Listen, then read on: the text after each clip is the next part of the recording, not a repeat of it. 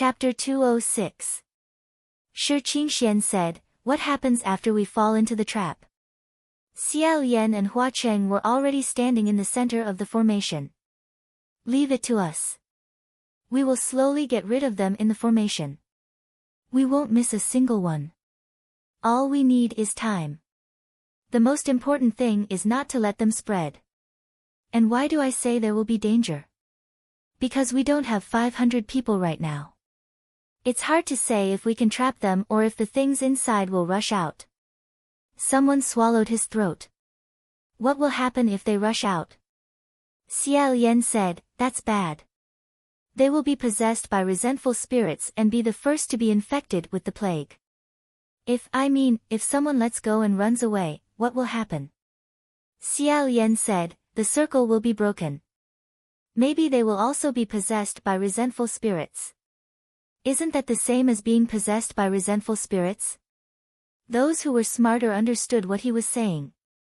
"It's not the same. The former is 100% certain that they will be possessed by resentful spirits. The latter is maybe, which means that if they let go and run away, they will still have a chance to survive." Xiao Yan said, "Exactly. Is there anyone else who wants to leave now?" After the official start he could not back out. But before the start, there is no problem who leaves first. "I also hope that everyone won't say anything to the people who leave. After all, it is indeed a very dangerous thing. These things must be told to them. Otherwise, they wouldn't be able to choose people with true courage and determination." In a flash, dozens of people came out one after another. They lowered their heads and hurriedly left. The circle shrank a little. Xiao Yan breathed a sigh of relief and said, "That's great." Shi Qingxian said, "What's so great about it?" "There are fewer people." Xiao Yan smiled and said, "It's much better than I thought. There are already a lot of people." He was originally seriously considering what to do if half of them left. Unexpectedly, only a few dozen people left. He was simply overjoyed. At this moment, a voice suddenly sounded from afar, "Wait, do you know who they are? Don't trust them easily. Be careful of being harmed by others." Xiao Yan turned around and saw that it was Heaven's Eye-Opener and the others. Shi Qingxian immediately shouted, "Then who are you people? If you don't want to help, go to the side and don't cause trouble. I guarantee that they won't harm anyone." Of course, the mages did not care about a beggar with unkempt hair and a dirty face. "Who are you? How much are your words worth?" When Shi Qingxian heard this question, he was furious. He pointed at his nose and said, "What? You're talking about money in front of me? I think you guys don't know the immensity of heaven and earth. Perhaps you guys have even knelt before me, cough cough." At this point, he coughed twice and retracted his hand. The mages thought that he could no longer boast and retreated on his own. They did not care anymore and advised, "You don't even know what they want to do. Be careful that you don't lose your life over a few mouthfuls of food." Xiao Yan was about to explain that the beggars were helping out of loyalty and not because of a few mouthfuls of rice when Hua Qing leisurely said, "No, they're not doing it for a few mouthfuls of rice, they're doing it to save the common people." Xiao Yan found it a bit strange. Why would Hua Qing say that? However, the person on the other side sneered, "What do you mean by saving the common people? What nonsense are you trying to pull? It's good enough that you managed to save your own lives." "That's right. Beggars shouldn't join in the fun. Hurry up and go back. Don't cause trouble." Hua Qing said slowly, "Oh. Does that mean that beggars can't save the world? Is it because I can't, or am I not worthy?" As soon as he said this, the crowd of beggars became restless. Their expressions were rather dissatisfied. Heaven's Eye said angrily, "We didn't say that." Shi Qingxian immediately came out and pointed at him, Hey, I don't think so. Wasn't that what you guys said just now? Your tone is still very disgusted, isn't that right, everyone?" "That's right." "What do you mean? How are we not good enough or not? Whether everyone comes or not, there will be food. Do you really think we came for food? Stop looking down on us. Xiao Yan turned to the side. Hua Qing raised his eyebrows at him, as if saying easy. In his heart, he thought, so that's how it is. Although there were quite a few people left, they weren't particularly resolute. It just so happened that Heaven's Eye and the others unintentionally showed contempt towards them. Why are you sloppy beggars blindly joining in the fun? This was caught by Hua Qing and magnified. Instead, it aroused the rebellious hearts of the beggars. Do you think we can't do it? Then we'll prove to you that we can do it as well. Just like that, their morale rose again. Both sides shouted at each other. Xiao Yan said to Heaven's Eye and the others, if you guys are really worried, just watch from here. If we do anything harmful, there's no harm in stopping us immediately. Hua Qing added with a smile, however, it's best not to get in the way. The mages followed Xiao Yan and Hua Qing all the way. At this moment, they really couldn't hold it in anymore and finally mustered the courage to jump out. In the end, not long after, they were scared back by Hua Qing's terrifying fake smile. Hua Qing turned his head and said, brother, look at the sky. Xiao Yan and he raised their heads at the same time. The black shadows in front of the full moon became clearer. Faintly, they seemed to be getting closer. While they were looking for people, the night had passed for an unknown amount of time. Those things were about to come down. Xiao Yan's heart tightened. Oh no, there's no time to find more people. However, he did not show it and immediately said, everyone, stand properly. Hold on tight. Shi Qingxian had long stood up straight and said, Your Highness. Old Xia, we only have so many people. Will it break in an instant? After all, they were in the human world. Randomly shouting would cause misunderstandings and unnecessary trouble. Xiao Yan said, I'll guard here and check at any time. When a certain place is about to break, I'll take the lead to go over and stabilize the array. This way, it can be maintained for a longer time. In other words, he would constantly patch the new loopholes that appeared. Shi Qingxian said, then our lives will be in your hands, including mine. Your Highness. Old Xia, you must work hard, you must work hard. I'm a human now. Okay, old Feng, I will definitely work hard. Everyone's palms were sweaty, and everyone's face was taut. The next moment, when everyone's hands were firmly clenched, a mournful cry suddenly sounded in the sky of the silent night. It was getting closer and closer, faster and faster. It's coming down. Looking at the right time, Xiao Yan said, everyone, blow towards the front. Everyone didn't understand, but they still did as they were told. One after another, they puffed up their cheeks and blew towards the front with all their might. In the winter night, a large group of people blew out a circle of hot white air. Although it couldn't spread far, the hot air mixed with yang energy was already very confusing. Coupled with the camouflage technique that Hua Qing had secretly used, they couldn't clearly see what was going on underneath. Those resentful spirits that were originally about to scatter in all directions felt that the heat and people in a certain place were extremely heavy. Moreover, it was constantly fluctuating and extremely active. Naturally, they thought that that was the range to attack.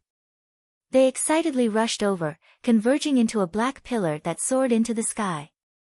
In an instant, Xiao Yan's vision was almost completely covered by darkness. He said, everyone, be careful and don't let go. They've entered the cage. At the same time, behind Hua Qing, thousands of silver butterflies spread out. A faint silver light appeared, and the black fog in front of Xiao Yan's eyes was instantly dispersed. He saw Hua Qing stretch out a hand towards him and said, Big brother, come over to me. Xiao Yan was stunned for a moment, and immediately grabbed his hand. Hua Qing used a bit of strength and pulled him over. Wrapping his arm around Xiao Yan's waist, he calmly scanned the surroundings. Even though those resentful spirits had been trapped in the copper furnace for 2,000 years and had already become muddle-headed, they still didn't dare to approach. With them as the center, there wasn't even a single wisp of black gas within a 3-meter radius. Only now did the resentful spirits that had excitedly entered the circle of people realize that something was wrong. After tearing and biting for half a day, how come they hadn't bitten a single living person? Instead, they had bitten their own kind. Moreover, there were 2 people that they couldn't even touch. To them, those silver butterflies were like a rain of blades and arrows. They flapped their wings and pounced, killing them until their screams soared to the sky. The resentful spirits finally realized that they were trapped. They were evil beasts locked in a cage that was on fire. As for these 200 people, they weren't people playing outside the iron cage, but rather, they were the iron cage's railings. When the resentful spirits became aware of this, they couldn't restrain their anger. They rushed towards the beggars who were holding hands to stop them and fiercely screamed. Their mouths were wide open as if they wanted to swallow a person's head. Their hair flew up in anger, and their faces and bodies were extremely distorted. A few people were so frightened that they retreated a few steps, but they were quickly pulled back by the people next to them. "Don't move." Xiao Yan also said, "Don't move. If the formation isn't broken, they won't be able to hurt you." Hearing that, everyone felt slightly relieved. There was even a beggar who spat at the resentful spirits that were screaming at him. As he spat, he said, "Pooey, pooey, pooey. Dirty to death, dirty to death. Quickly scram." Probably because he had heard the saying that ghosts were afraid of dirty things, Xiao Yan didn't know whether to laugh or cry. He said, "There's no need for that either. They're not afraid." At this moment, he suddenly sensed that a certain part of the human formation was in danger and was about to break through. He hurriedly raised his head and looked over. He saw a thin and small beggar with his eyes straight and his breathing rapid, as if he was so nervous that he was about to twitch. Many resentful spirits also sensed that this person's aura was weakening and flocked towards him. Xiao Yan went up and whipped the resentful spirits, causing them to howl and scatter. He quickly let that person retreat and let the 2 people on his left and right take over. Before he could heave a sigh of relief, a new hole appeared 60 feet southwest. Xiao Yan was about to go over when he discovered that a 3rd hole had appeared in the distance. It was on the person beside Shi Qingxian. After all, the number of resentful spirits was still too large. This was still only the first wave. There would only be more after this, and it would be endless. There was no time to rush over. Xiao Yan said, "San Lang." Huaqing didn't move and said, "Gidge, don't worry." Xiao Yan didn't believe that he didn't sense it, nor did he believe that he would ignore it. However, that hole was about to be drilled through by the resentful spirits. At this critical moment, a yellow talisman flew over and exploded beside Shi Qingxian. Although this talisman didn't kill the group of resentful spirits, it still scared them into shrinking their heads. It was the group of mages who had been watching from the side for a long time. They rushed over and shouted, "I told you not to join in the fun. Since you've already joined in, then you should properly hold on until the end. If you can't hold on halfway, then aren't you just causing trouble?" Huaqing said to Xiao Yan, "You see, I said, don't worry." He was always calm and unruffled. Xiao Yan said, "N." In the end, the mages who had opened their heaven's eye couldn't hold back anymore and rushed over. This group of people were worthy of being called martial artists. Each and every one of them moved very nimbly. One after another, they grabbed the hands of the 2 people who were holding each other and separated themselves to take over. The several dozen newcomers immediately integrated into the circle and expanded the human formation. "Heavens," I said, "fellow Taoists. Quick, quick, quick, those who have sect disciples in the imperial city, quickly call them over. Go, go, go. I'll call my disciples over too." Not long after, more than 100 people majestically arrived on the streets. These 100 or so people were incredible. They were all monks, Taoists, and magicians. Every one of them was fully armed. They walked 2 steps at a time, looking valiant and formidable looking. Seeing this, Xiao Yan cheered loudly in his heart. The crowd of beggars was dumbstruck. When the new wave of people saw this spectacular scene on the streets, they were all stunned for a moment. Then, they hurriedly joined in. After they integrated, the circle expanded quite a bit. The streets of the imperial city were practically filled to the brim. Moreover, not to mention the courage of these newcomers, every one of them carried a few messy treasures on them. Without a doubt, this greatly lengthened the duration of the formation. At this point, Xiao Yan already had 90% confidence in his heart. He calmly said, "Everyone, don't be afraid. Now that the situation has reversed, we have more and more people. As long as we firmly hold our position, eliminating them is only a matter of time." Everyone could see that the situation had become advantageous. As long as there was hope, everything was good. Immediately, they were 100 times more confident. They loudly responded, "Eliminate them." On the other side, "Heavens," I said, "we have 168 people here. How many people do you have? How long can you last?" On this side, the head beggar Shurqing Xian had also counted the number of people several times. He loudly said, "We still have 148 people left in the formation." Xiao Yan said, "That adds up to 316 people. As long as we find more." However, Huaqing said, "That's not right." Xiao Yan turned around and asked, "What's not right?" Chapter 207. Although Huaqing only glanced at it, Xiao Yan believed that he would not count wrongly. He said it in a low voice. Other than Xiao Yan, no one heard him. Xiao Yan quickly swept his gaze around. Everyone here was holding hands. When exactly did one more person appear? Could it be that Shurqing Xian and the others had counted wrongly?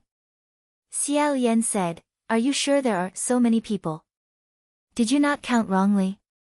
Shurqing Xian guaranteed, "No. Didn't you say that the number of people is very important? That's why I've been counting repeatedly. Those who left midway have also been reduced, there were 148 of them." "What's wrong? Is there something wrong?" It was temporarily inconvenient to say it. Rashly exposing it would only cause useless panic, and they couldn't let the people present identify each other who they didn't know. After all, there were too many people, and they didn't know all of them. Thus, Xiao Yan said, "No, I'm just confirming." It was even more impossible for the warlocks to count wrongly. They had all reported the number of people they had pulled over and added them up. How could each of them not know how many people their own sect had sent? Xiao Yan whispered, "When did the extra person sneak in? What does he want to do?" Huaqing said, "Either he sneaked in from the beginning or he sneaked in with this group of warlocks. Moreover, he must be human. At least he must not be a ghost. Those who formed this circle must all be living people, otherwise, it would be impossible to trap these resentful spirits. Moreover, this person did not seem to want to be exposed for the time being. Because if he had already sneaked into this circle, as long as he suddenly let go, a loophole appeared, and the human array was bound to be wiped out. However, the circle was still stable now, which meant that he had been playing the role of iron fence. Then they couldn't act rashly. If that person realized that his existence had been discovered, no one knew if he would turn around and run away. In other words, now, they had to find this person without being detected and pull him out without destroying the circle. This was a very difficult thing to do. However, Xiao Yan soon had an idea. He said, "San Lang, can your dead spirit butterfly only chase away and not kill these resentful spirits? I mean, drive them in the direction you specify."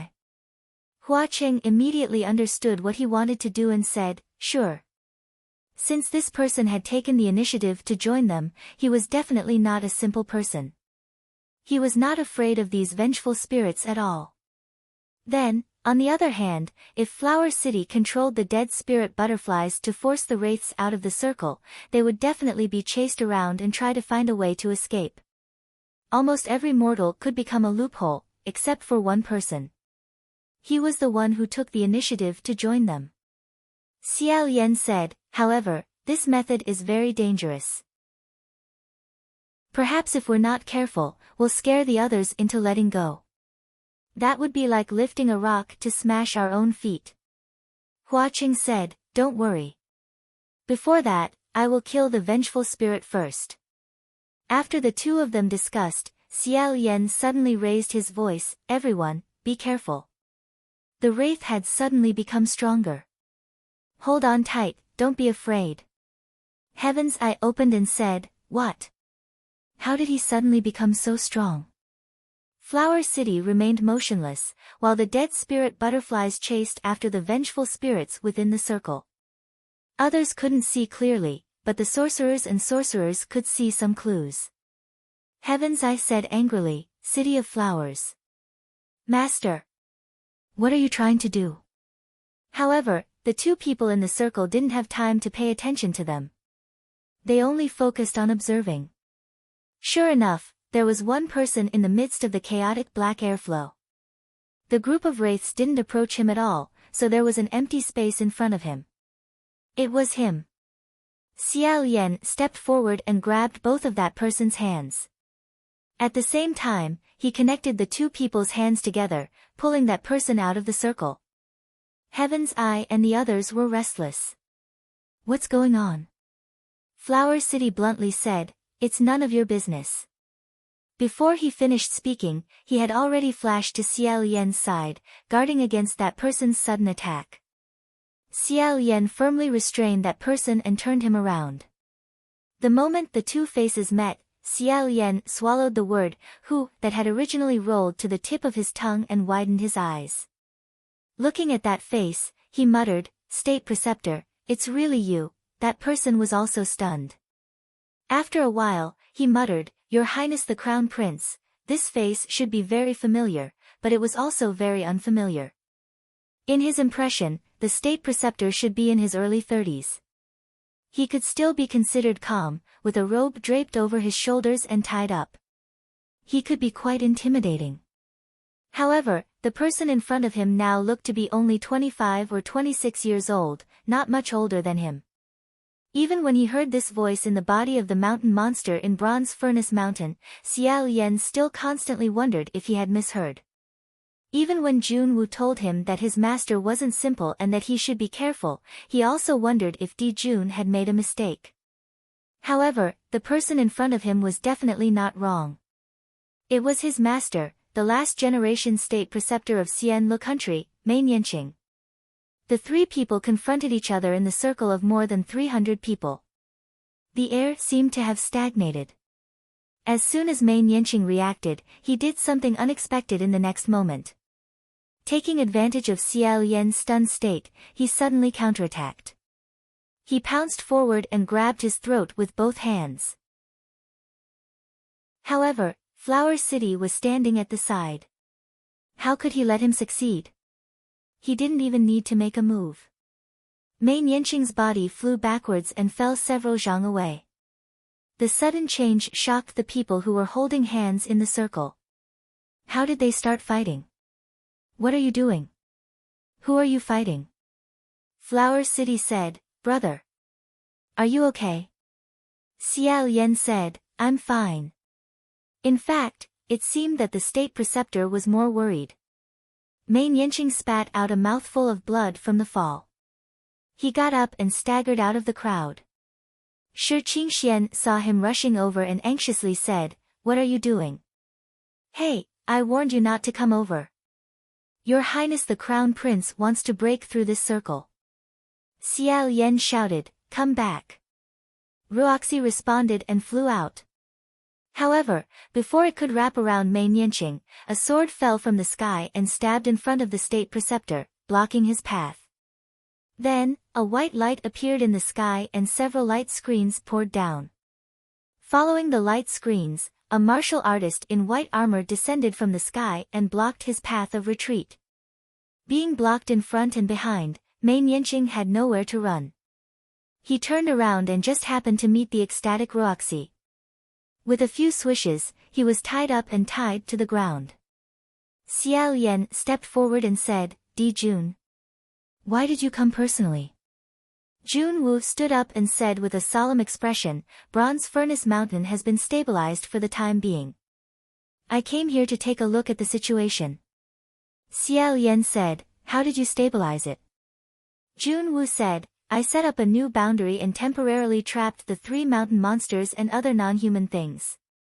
Xiao Yan was most concerned about the mountain monsters and other unimportant little demons. He said, "Then, what about Bai Wuxiang?" Jun Wu slowly shook his head. "I didn't find him in Bronze Furnace Mountain. I'm afraid he has already escaped to another place." Xiao Yan looked around. A blinding light screen surrounded them, separating them from the 300 people outside who were holding hands. Right now, the people outside the light screen couldn't see what was going on inside the light screen. He looked at the ground again. The state preceptor had turned over and saw Jun Wu. He probably remembered the fierce battle before, and his expression was shocked and angry. However, he sensibly didn't dare to say anything. Jun Wu also slightly lowered his head and looked at him condescendingly. He slowly said, "State Preceptor Xian Le, long time no see." Hua Qing leisurely walked up and glanced at him. He said, "This state preceptor looks like he doesn't have the strength to truss a chicken. How did he escape at that time?" Jun Wu said, "He didn't escape by himself. At that time, he had 3 helpers by his side. They were the other 3 state preceptors of Xian Lu." Hearing this, Xiao Yan couldn't help but ask, "State preceptor, who are you?" Mei Nianqing looked at Jun Wu with a gloomy expression. He clenched his fists, and the veins on the back of his hands bulged. It was unknown whether he hated him for disrupting his plan, or hated him for exposing him in front of Xiao Yan. After a while, he whispered, "Haven't you already guessed it, Crown Prince? One of the 4 heavenly guardians of Wuyong." Xiao Yan said, "Then what about Wuyong? Is he by Wuxiang?" Hearing this, Jun Wu was startled. He said, "Xian Lu, who is Wuyong?" Only then did Xiao Yan remember that he hadn't had time to tell Jun Wu about Wuyong country. Finally catching the state preceptor, Xiao Yan had a lot of things to explain and a lot of questions to ask. It wasn't convenient to deal with them here. He said, "Di Jun, let's go back to the heavenly court first." Jun Wu said, "That's fine." After a moment of silence, he said, "However, most of the resentful spirits in Bronze Furnace Mountain have been sent to the Imperial City. It can't be suppressed in a short time. Even if it was me, it would take 7 days and 7 nights to completely purify them. Then could it be that he had to wait 7 days before he could interrogate the state preceptor? Then it would be too late. Right now, Bai Wuxiang's whereabouts were still unknown." Xiao Yan was thinking about what to do when he heard Hua Qing say, "Leave this to me. Just go up." Xiao Yan turned to look at him. Hua Qing had already expected what he was thinking and said, "You don't need to say anything else. I'll wait for you here. If brother really wants to thank me, just come down and find me earlier." Jun Wu said, "Is this okay?" Xiao Yan smiled and said, It's okay." At this time, a figure suddenly flashed on the light screen. A person rushed in from outside, limping and jumping, shouting, "Crown Prince! Crown Prince, what are you doing in there? Are you okay?" It was Shi Qingxian. It turned out that when Jun Wu came down, he casually pulled a light screen to prevent others from seeing. The people outside didn't know what was going on and were scared half to death. Shi Qingxian volunteered to rush in to see what was going on. If it was someone else, they might have been stopped, but he had been a heavenly official before. The light screen recognized him and actually let him in. As soon as he entered, he was stunned. "Di Jun. Why did you, personally come down?" When Jun Wu saw him, he smiled faintly and said, "Master Feng Shi, I trust you have been well since we last met. Shi Qingxian was a little embarrassed. After all, it was impossible for him not to know that once the news of Shi Wudu changing his younger brother's fate and sending him to heaven spread, it would definitely cause a storm. At this time, when he saw his former superior, other than feeling ashamed and guilty, he really didn't dare to think of anything else. However, Junwu didn't say anything to him. He was still very polite and gave him enough face. Xiao Yan put Ruoxi away and Mei Nianqing slowly stood up. After Shi Qingxian was done with his embarrassment, he asked doubtfully, "Who is this? What's the situation now?" Mei Nianqing glanced at him and suddenly said, "You are Shi Qingxian, right?" Shi Qingxian was stunned. "Who are you? How do you know my name?" The most important thing was, how could he recognize him when he looked like this? Mei Nianqing humphed. "Your name isn't good." Shi Qingxian was baffled. "Huh?" Mei Nianqing didn't say anything else and consciously followed Junwu. He looked quite honest, probably because he knew that he didn't have any helpers by his side right now. Even if he wasn't tied up, he wouldn't be able to escape from Junwu's hands. Junwu said, "Xianlu, I'll take him up first. You come back later." Xiao Yan said, "Yes." Junwu nodded at him. After the two left, Xiao Yan turned to Hua Cheng. Before he could say anything, Hua Cheng said, "Brother, don't worry. I'm just guarding this circle and making sure they don't cause any trouble. It's not a big deal." Shi Qingxian also said, "Your Highness, do you want to go up first?" Go, I'll also be watching." "Don't worry." Xiao Yan nodded. "You've worked hard." If it was in the past, Hua Cheng would most likely reply with words like, "It's nothing." Who knew that this time, he would instead fold his arms and sigh. It's really quite hard."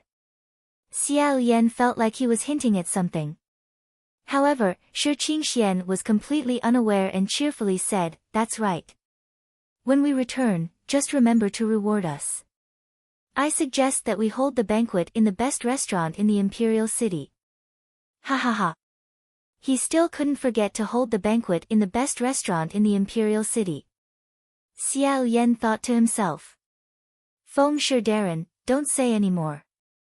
"He didn't mean it the way you think." Hua Cheng shook his head and casually played with the red coral beads dangling from his small braid. He raised an eyebrow and casually said, "If brother was by my side, it would have been fine. Thinking about brother going to heaven again and leaving me alone down there, and I feel even more tired." Shi Qingxian finally felt that it was a little strange, but he still couldn't figure it out. He smiled and said, "Why are you speaking so interestingly? When I heard you, I thought you were saying that His Highness the Crown Prince was going to return to the heavenly court and you were lonely. Why do you sound like a newlywed?" Ha ha ha. Xiao Yan thought to himself, "You didn't think wrongly. Isn't that what he meant?" Shi Qingxian awkwardly laughed for a long time. Xiao Yan couldn't bear it anymore and lightly coughed. "Feng Shi Darren, you go out first. Go out for a while, okay?" Shi Qingxian. "Why?" Xiao Yan couldn't explain and said, You go out first. We're just saying goodbye." Only then did Shi Qingxian leave, puzzled. Only the two of them were inside the light screen. There was no third person. Xiao Yan turned around again. Hua Cheng was still looking at him with one eyebrow raised, as if waiting for him to say something or do something. Thus, Xiao Yan braced himself and stiffly placed his hands on Hua Cheng's shoulders. After pausing for a moment, he suddenly leaned forward and kissed Hua Cheng's cheek. After he finished kissing, he guiltily turned around to look. Only when he saw that there was no one did he relax. Unexpectedly, the next moment, his waist tightened. It was Hua Cheng hugging him.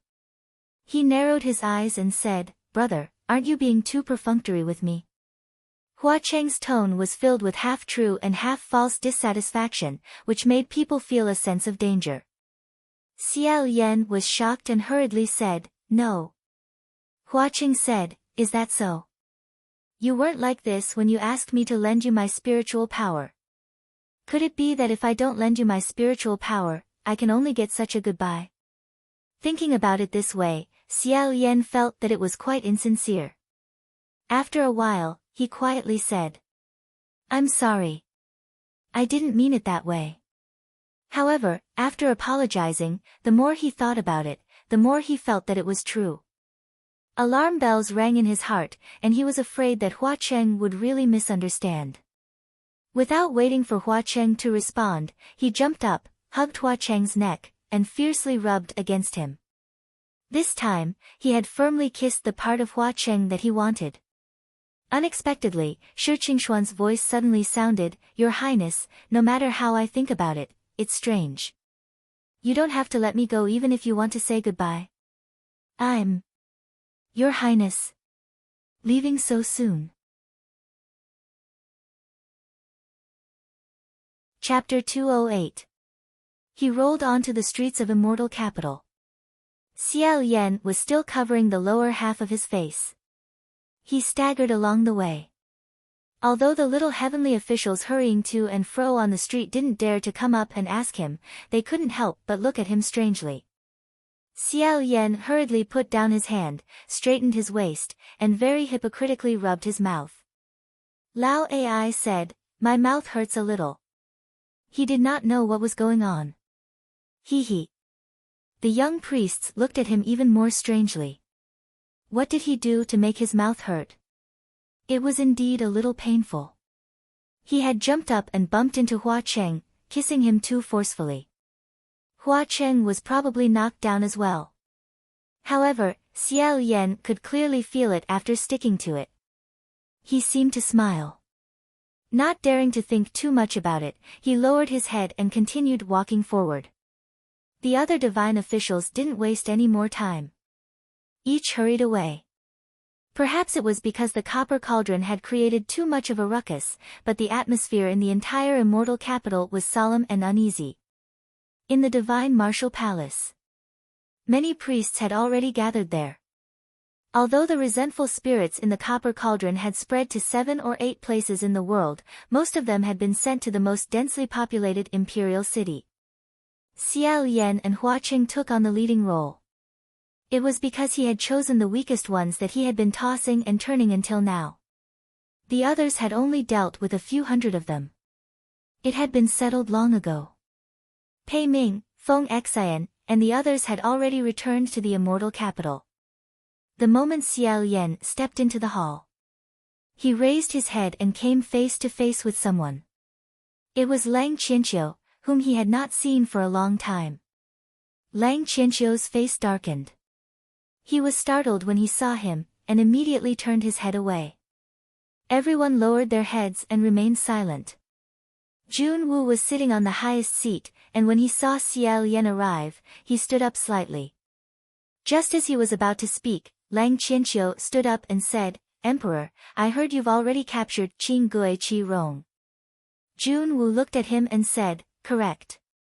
However, Green Ghost Qi Rong, Female Ghost Xian Ji, and the others weren't personally captured by me. They were all handed over by the Ghost City's Guiding Jade. Only now did Xiao Yan realize that the Guiding Jade was also here. It couldn't be helped. He really didn't have any sense of existence. Speaking of which, this was Yin Yu's first time entering the Divine Martial Hall. In addition to the superior clergy, only those who are permitted by Jun Wu are allowed to step into this hall. In the past, when Yin Yu was a heavenly official, he didn't have the qualifications to enter because of his low rank. Now that he's willingly degenerated to enter the Ghost City, he's finally able to enter a higher level. He doesn't know whether to laugh or cry. Lang Qianqiu said straightforwardly, Qi Rong is the enemy who exterminated my clan. Please hand this thing over to me to deal with. Jun Wu glanced at Xiao Yan, pondered for a moment, then said, It's not that I can't hand him over to you, but I want to ask a question.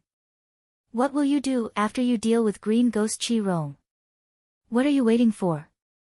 Back then, Lang Qianqiu had threatened Xiao Yan after settling the score with Qi Rong. Junwoo was aware of this. Lang Qianqiu said stiffly, that has nothing to do with Monarch.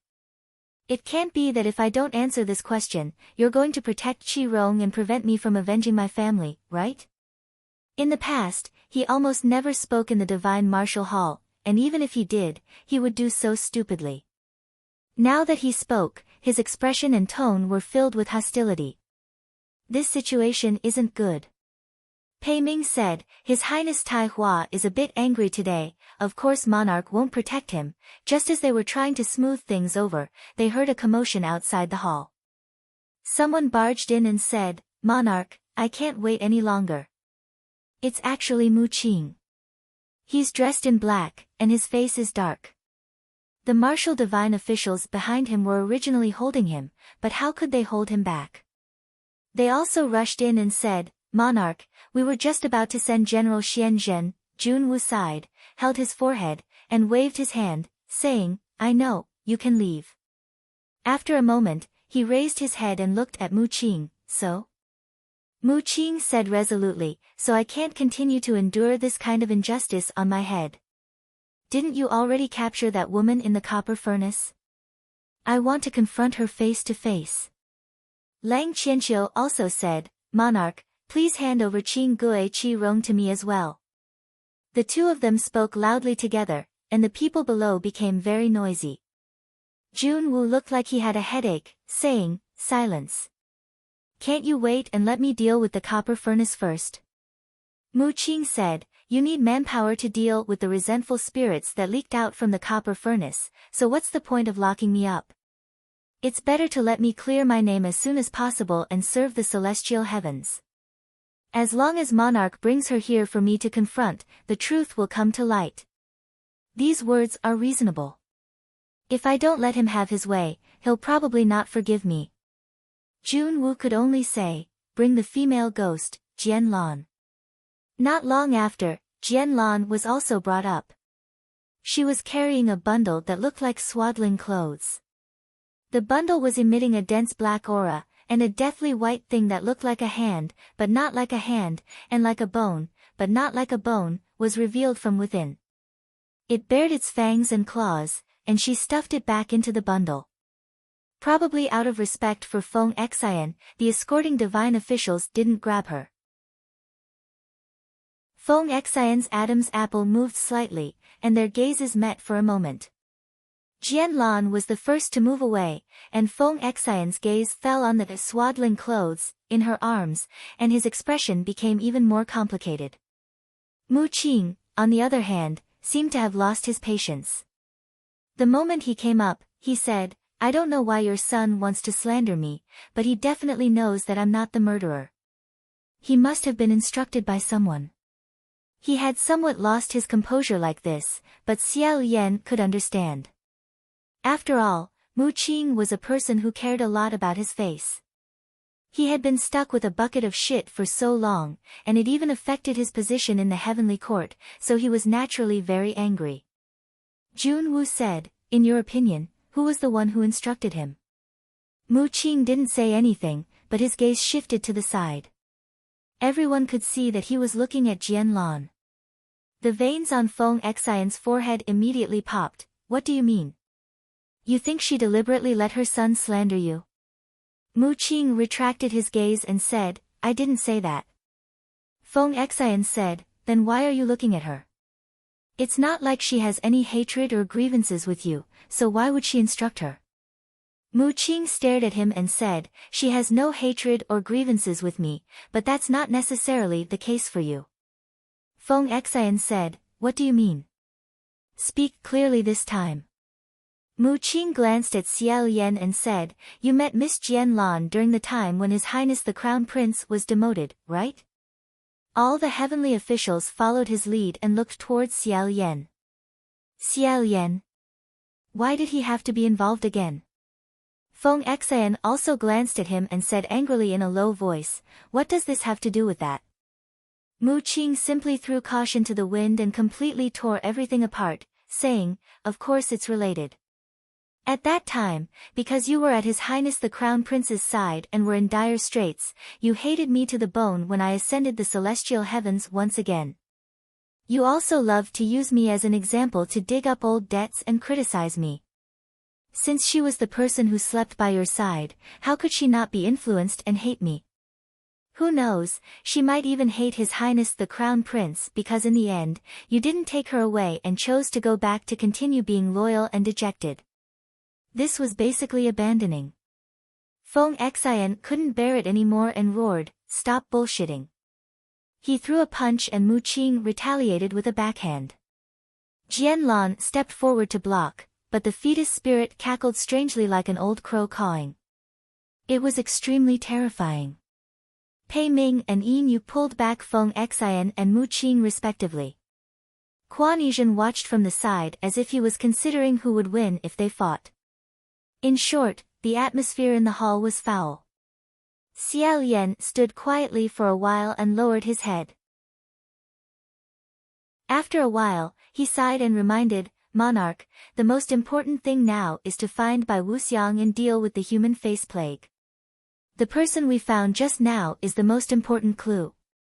Junwu also couldn't bear to watch any longer. He waved his hand and said, "Bring the female ghost Jianlan and the fetus spirit down. Bring Xian Le State Preceptor up." Mu Qing shouted, "No need." "I want, what?" Feng Xian was also stunned, "Bring who?" The two of them looked towards the entrance of the hall. Wasn't the person being brought over by the group of martial officials the Xian Le State Preceptor that the two of them were very familiar with, Mei Yanqing? Feng Xian and Mu Qing were stunned. Feng Xian said, "State Preceptor." "It really is State Preceptor." Mu Qing didn't call him that, but he was also bewildered. No wonder. To be honest, even now, Xiao Yan still felt that this person was unrealistic. He couldn't connect this person with the State Preceptor who asked him about the two people in a cup of water. Mei Yanqing slowly walked forward and brushed past Xiao Yan. Junwu sat at the top of the hall and said, "Xian Lu, when we were down there, you seemed to have something to say." Xiao Yan slightly bowed and said, "Yes." Thus, he picked out the important parts of his experience in Bronze Cauldron Mountain and Wuyong country. The more everyone listened, the bigger their eyes became, not to mention Feng Xian and Mu Qing. After listening, Junwu slowly said, "I have never heard of the name Wuyong country." The other martial officials also echoed, "I have never heard of it either, after all, it was 2,000 years ago." They must have purposely erased the traces. Mei Yanqing didn't say a word. Xiao Yan said, "State Preceptor, Prince Wuyong is by Wuxiang, right?" Mei Yanqing said, "Yes." As expected. Pei Ming pondered and said, "Who left those murals? And who destroyed the last one?" Xiao Yan said, "I don't know who left it, but I think it should be by Wuxiang or his subordinates who destroyed it. After all, he didn't want others to know his identity." He turned to Mei Yanqing and said, "And you are Prince Wuyong's subordinate. In other words, you are by Wuxiang's subordinate." Mei Yanqing didn't say anything. Xiao Yan had an impulse to ask him. When Xian Lu destroyed the country, did the State Preceptor know that the thing was by Wuxiang? Or could it be that they had colluded and the State Preceptor was their helper? But in the end, he still asked another question, "Where is Bai Wuxiang now?" Xiao Yan said, "Why did Bai Wuxiang destroy Xian Lu?" Xiao Yan said, "Why did you want to kill me?" Mei Yanqing finally spoke. He said, "Your Highness, I didn't want to kill you." Xiao Yan said, "Then why did you want to take my throat down there?" Mei Yanqing asked back, "Would you die if I grabbed your neck? Would the one beside you let me succeed?" Indeed, he wouldn't.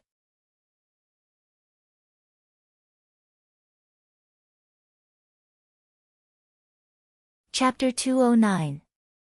Xiao Yan hadn't felt such a creepy feeling for hundreds of years. Mei Yanqing said that Bai Wuxiang was right in front of him.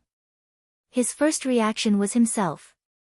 But he forgot that the one standing in front of Mei Yanqing was Junwu, who was behind him. But he had never thought of this person before, so now he suddenly realized. Only then did his hair stand on end. Xiao Yan struggled. But the power of that hand was great. It held him firmly and didn't move. He couldn't help but say, your face. Junwoo's voice didn't seem to mind. It was as if he had just noticed a small mistake. Ah, a moment of carelessness. I let them out again. Xiao Yan felt a sharp pain in his wrist. Finally, he couldn't hold the hilt anymore. The long sword fell to the ground. It made a clear, clang sound in the hall. However, it was too late. There were already many heavenly officials nearby. Just like him, they saw the terrifying face reflected in the red mirror. In the hall. Dead silence. Almost all the heavenly officials were stunned. Including Feng Xian, who was standing closest and could see it clearly. Mei Nianqing took the opportunity to break free from his hand. He grabbed the red mirror and raised it in front of Junwoo. He said, "Look clearly. The person standing here, look at his face." The martial gods were the first to react. Pei Ming drew his sword and shouted, "Who are you?" The heavenly official standing in the distance didn't understand and asked, "What's wrong?" "General Pei is asking who." "Why are you pointing your sword at the emperor?" Mei Nianqing stared at Junwoo and said word by word, "He is by Wuxiang." Mu Qing was stunned, "How can he be by Wuxiang?" "Bai Wuxiang is pretending to be the emperor." "Then where is the real emperor?" Xiao Yan was also wondering if he had been replaced. But when did it start? Why didn't he notice anything? The Shinwu Great Emperor was not a low-key and elusive Earth Master. In any case, it was impossible for him to be impersonated, and no one in the entire heavenly court noticed it. Mei Nianqing was about to speak when Junwoo raised his other hand and sighed, "You disappointed me again." Mei Nianqing's expression changed greatly, as if someone had suddenly grabbed his throat. Lang Qianqiu raised his heavy sword, and with a hoo-hoo sound, he slashed at Lang Qianqiu. Junwoo turned his head to glance at him, and Lang Qianqiu was sent flying. In the next moment, Pei Ming, Lang Qianqiu, Feng Xian, Mu Qing, Quan Yizhen, and almost all the martial gods in the divine martial hall surrounded him. However, after the period it took an incense stick to burn, Junwoo was still holding Xiao Yan's wrist, but the martial gods who had surrounded Xiao Yan fell to the ground. In the main hall, there were martial gods lying on the ground in disorder. All of them had lost their battle prowess. Only Junwoo and Xiao Yan were still standing. Mu Qing spat out a mouthful of blood and angrily shouted at Xiao Yan, "Move! What are you standing there for? Waiting for death?" He didn't know that it wasn't that Xiao Yan didn't want to move, it was that he couldn't move at all. Junwoo was only holding onto him with a single hand, but it made him feel that even if he slightly bent his finger, Junwoo would be able to sense it and immediately break it, not to mention counterattack. No matter how one looked at it, it was best not to act rashly. This was the #1 martial god of the three realms. The outermost heavenly officials scattered in a panic, and after a long time, they finally thought of escaping. Their faces were pale as they rushed out of the divine martial hall, but just as they rushed to the door, the gorgeous 12 heavy doors suddenly closed on their own. They knocked on the doors in vain. The nearly 100 heavenly officials in the hall either couldn't leave or couldn't stand up. The world was truly in chaos. Meanwhile, Mei Nianqing's body was pulled forward by an invisible force.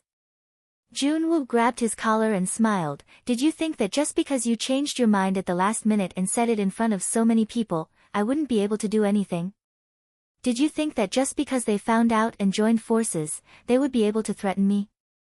I can annihilate them all with a single hand." It seemed that Junwoo hadn't brought Mei Nianqing here purely to let Xiao Yan and Hua Cheng say their goodbyes.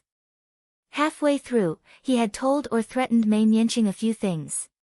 That was why he felt at ease interrogating him in the divine martial hall. But who knew that at the last moment, Mei Nianqing would go back on his words. He grabbed Junwoo's sleeve with both hands and shouted at Xiao Yan, "Your Highness, quickly leave. He's crazy." Xiao Yan said, "State Preceptor." The next moment, Mei Nianqing couldn't speak anymore. It was as if something was strangling his neck. However, he always wore clothes that covered his neck, so Xiao Yan couldn't see what was happening to his throat. Jun Wu sighed, "Fool, you're just pushing them into a pit of fire." Originally, it didn't matter to them. But now, everyone here can forget about leaving this immortal capital alive.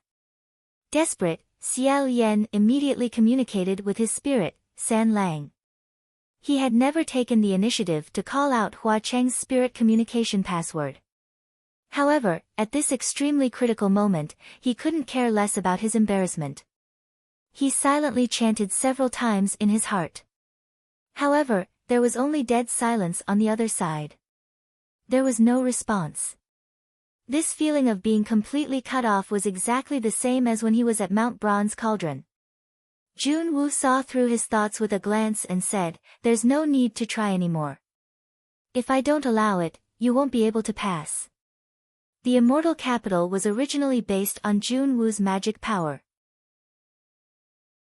This was his territory and he was the most powerful. Naturally, he could do whatever he wanted. In other words, the entire upper heavens, the entire immortal capital, had been completely cut off from the rest of the world. It was absolutely true that the heavens wouldn't respond and the earth wouldn't respond. Suddenly, the divine martial hall's doors opened. The heavenly officials' spirits rose and they were overjoyed. However, when they saw the entrance of the hall, they were stunned. They saw a tall man in black standing outside the hall. He had an eerie aura and came with ill intentions, blocking everyone's path. It was the embroidered celestial Ling Wen. The heavenly officials didn't know what to do. However, they saw Ling Wen enter the hall and kneel down on one knee in front of Jun Wu. He said respectfully, "Monarch." Jun Wu said, "Get up and do your work. You know what to do." Ling Wen nodded and smiled. "Of course I do." Mu Qing supported himself against the wall and tried to stand up. Upon seeing this, he was bewildered. "Isn't Ling Wen still hiding in Mount Bronze Cauldron?" Jun Wu said, "That's right. However, I feel that Ling Wen is very useful. He's more useful than most heavenly officials. He's a rare talent. After all, he only made a small mistake that's not worth mentioning. Therefore, I called him back again." To be honest, compared to the white robe calamity, Ling Wen becoming the embroidered celestial Ling Wen was really a small mistake that's not worth mentioning. Right now, Ling Wen and the embroidered celestial Ling Wen were the subordinates of this Jun Wu. At this time, a white shadow flashed and another thing jumped in. It leaned against Jun Wu's feet and intimately rubbed against his boots. Feng Xian saw it and said angrily, "What are you doing? Hurry up and come back." That thing was the fetus spirit. Not only did it not listen to its father's words, it even fiercely spat out its bright red tongue at him. Feng Xian had just been beaten by Jun Wu until he vomited blood and couldn't get up. Now, his own son was hugging the thigh of the enemy who injured him. He simply didn't know who the father was. He was so angry that he wanted to vomit another liter of blood. Immediately after, another row of expressionless martial divine officials rushed in. These martial god officials were all appointed by Jun Wu, and they only listened to his orders. Ling Wen received Jun Wu's orders and said, "Take all the heavenly officials back to their respective halls and watch them carefully." Pei Ming, who was sitting nearby, said with a complicated expression, "Ling Wen, you really don't have a conscience." Ling Wen patted his shoulder and said, "I don't have a conscience. Didn't you already know this from the first day you met me? How about it, do you want to come together? You're welcome anytime." Pei Ming laughed dryly and didn't say anything. Xiao Yan received special treatment again. Jun Wu personally sent him to Xianlu Palace. Jun Wu said, "Let's go." Xiao Yan turned around and looked at Mei Nianqing. "What is going on? Who are you? What do you want to do? Who is this person? Is it Jun Wu or Bai Wuxiang? What does he want to do?" He had too many questions that he wanted to ask in private and in detail. These questions could only be answered by Main Yanqing. But Junwoo definitely wouldn't give him this opportunity. Xiao Yan was slightly startled when he stepped out of the Divine Martial Palace. On the main street of the immortal capital, the sky was gloomy and the clouds were treacherous. It was completely different from the bright and dazzling sky of the past. Only the Divine Martial Palace's Junwoo's martial divine officials were moving as usual. They escorted the heavenly officials back to their respective palaces. The young priests, who were originally in a hurry, were all lying on the ground, unconscious. Needless to say, it was definitely Junwoo's doing. There was even a dang sound of a bell coming from afar. It seemed like there was a problem with that bell sound. The two walked along the main street of the immortal capital and slowly headed towards Xianlu Palace. On the way, Xiao Yan quickly thought of a way to escape. However, all the little tricks he could think of were useless in front of Junwoo's absolute strength. Moreover, Junwoo didn't only have strength. He could always see through Xiao Yan's thoughts with a glance. After entering Xianlu Palace, Xiao Yan still couldn't think of a way. He thought to himself, forget it. It's fine if I can't think of a way. As long as I don't communicate with Hua Cheng for a long time, Hua Cheng will definitely notice something. As long as the situation isn't irredeemable before then, it's fine. Unexpectedly, after closing the door, Junwoo suddenly said, "Are you thinking of Blood Rain Tanhua?" Junwoo's words suddenly made his heart palpitate. His heart started to beat wildly. Xiao Yan didn't know how to answer. Yes? Then, would Junwoo harm Flower City? No. Junwoo might not believe it.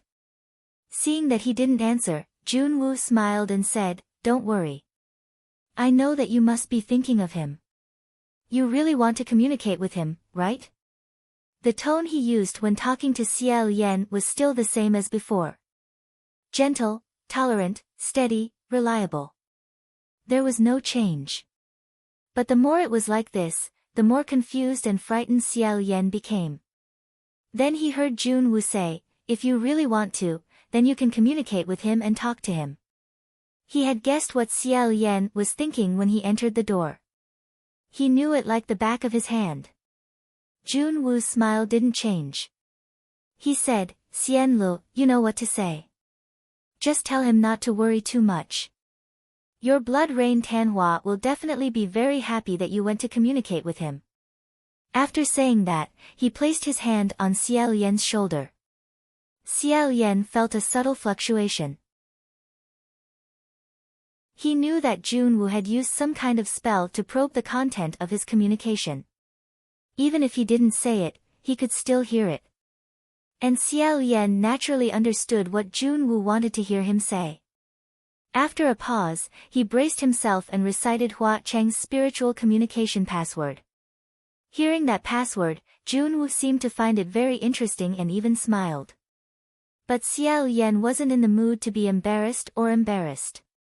Almost instantly, Hua Cheng's voice rang in Xiao Yan's ears.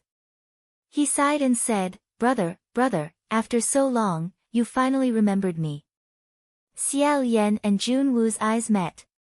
He said, "San Lang, I've only left for less than 2 hours." But Hua Cheng said, "In my opinion, the important thing is leaving, not 2 hours. Even if it's only for a moment, it's still leaving."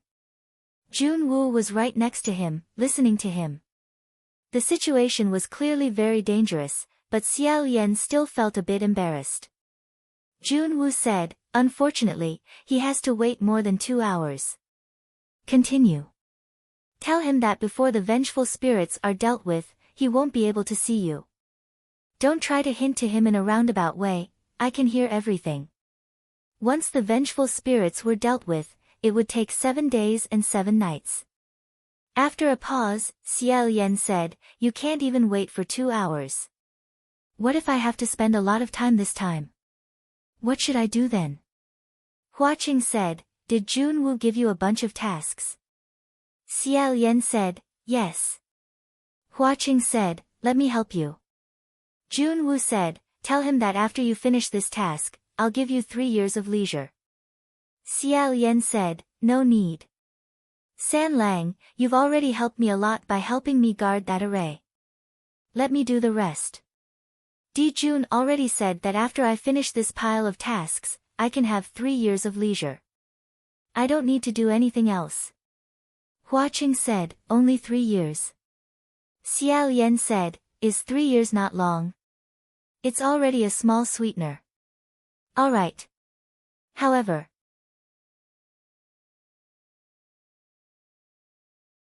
Chapter 210. Xiao Yan said, what reward? Hua Qing asked, what do you think? Xiao Yan could imagine it, how he raised one of his eyebrows and raised the corner of his mouth when he asked this. How could he say anything? Hua Qing continued, speaking of which, brother still owes me quite a bit of mana. Did I remember correctly? Xiao Yan said cautiously, no.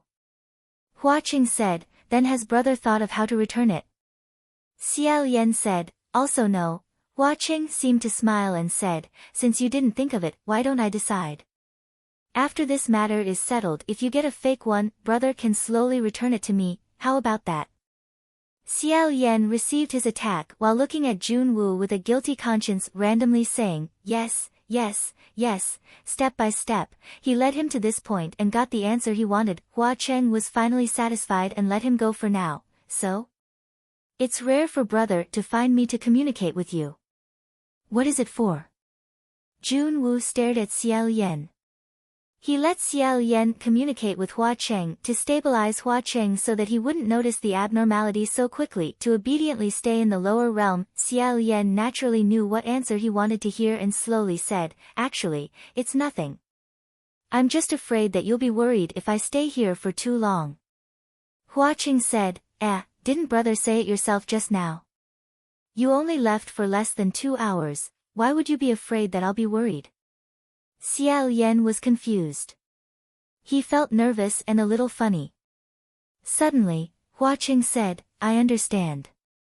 Xiao Yan's breath stopped and he said, what do you understand? The other side seemed to chuckle a few times. After a moment, Hua Qing said slowly, brother, could it be that you missed me so much after leaving not long ago? If he could cover it up before, this sentence was too blatant. No matter what, he couldn't pretend to be normal anymore. Under Junwoo's scrutiny, Xiao Yan's face still slightly heated up. After a while, he said in a low voice. Yes. Hua Qing also said in a low voice, I feel the same. I really want to go up and take you away right now. At the same time, Xiao Yan's heart slightly warmed up. His eyes met Junwoo's.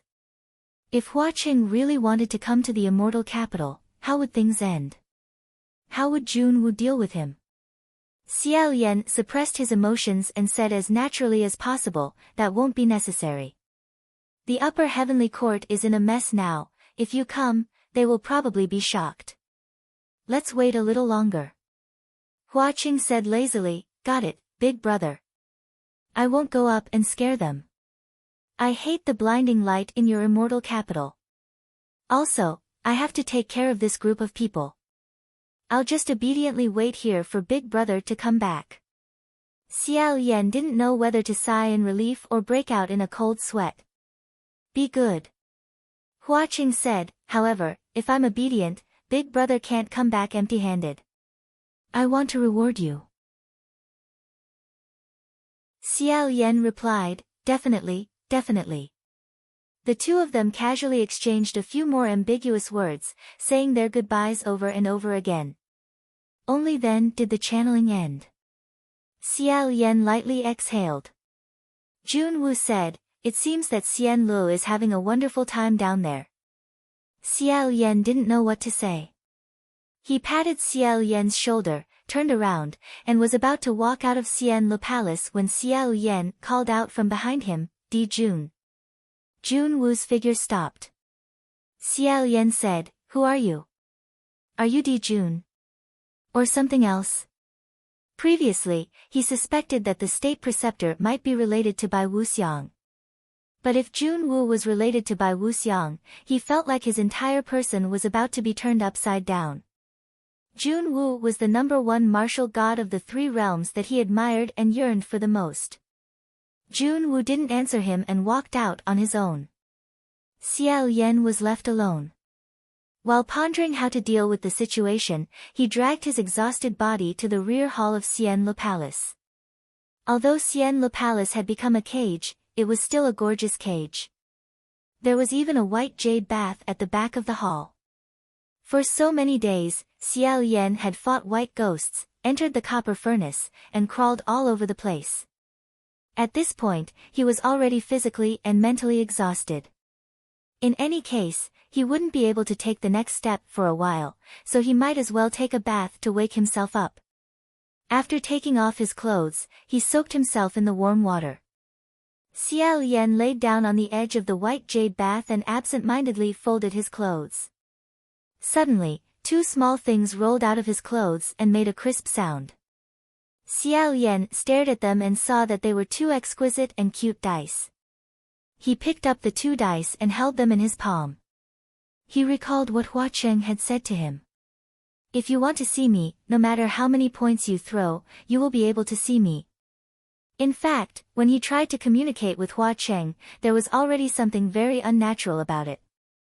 Perhaps Hua Cheng would sense it. However, even if Hua Cheng discovered that something was wrong, he still wouldn't be able to come up.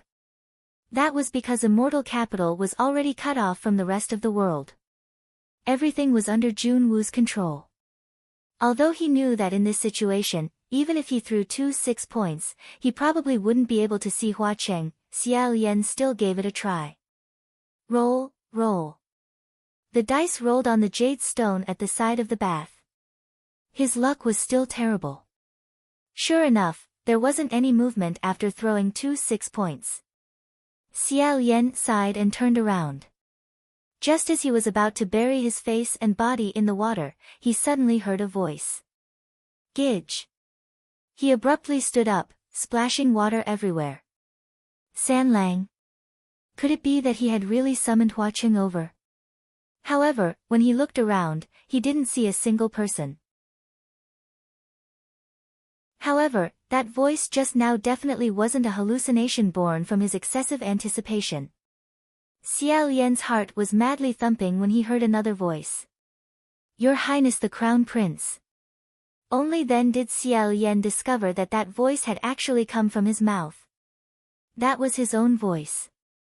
It was just that in the warm and spacious white jade bath and the sound of splashing water, he couldn't hear it clearly. Xiao Yan stared blankly for a moment. Then, he immediately understood.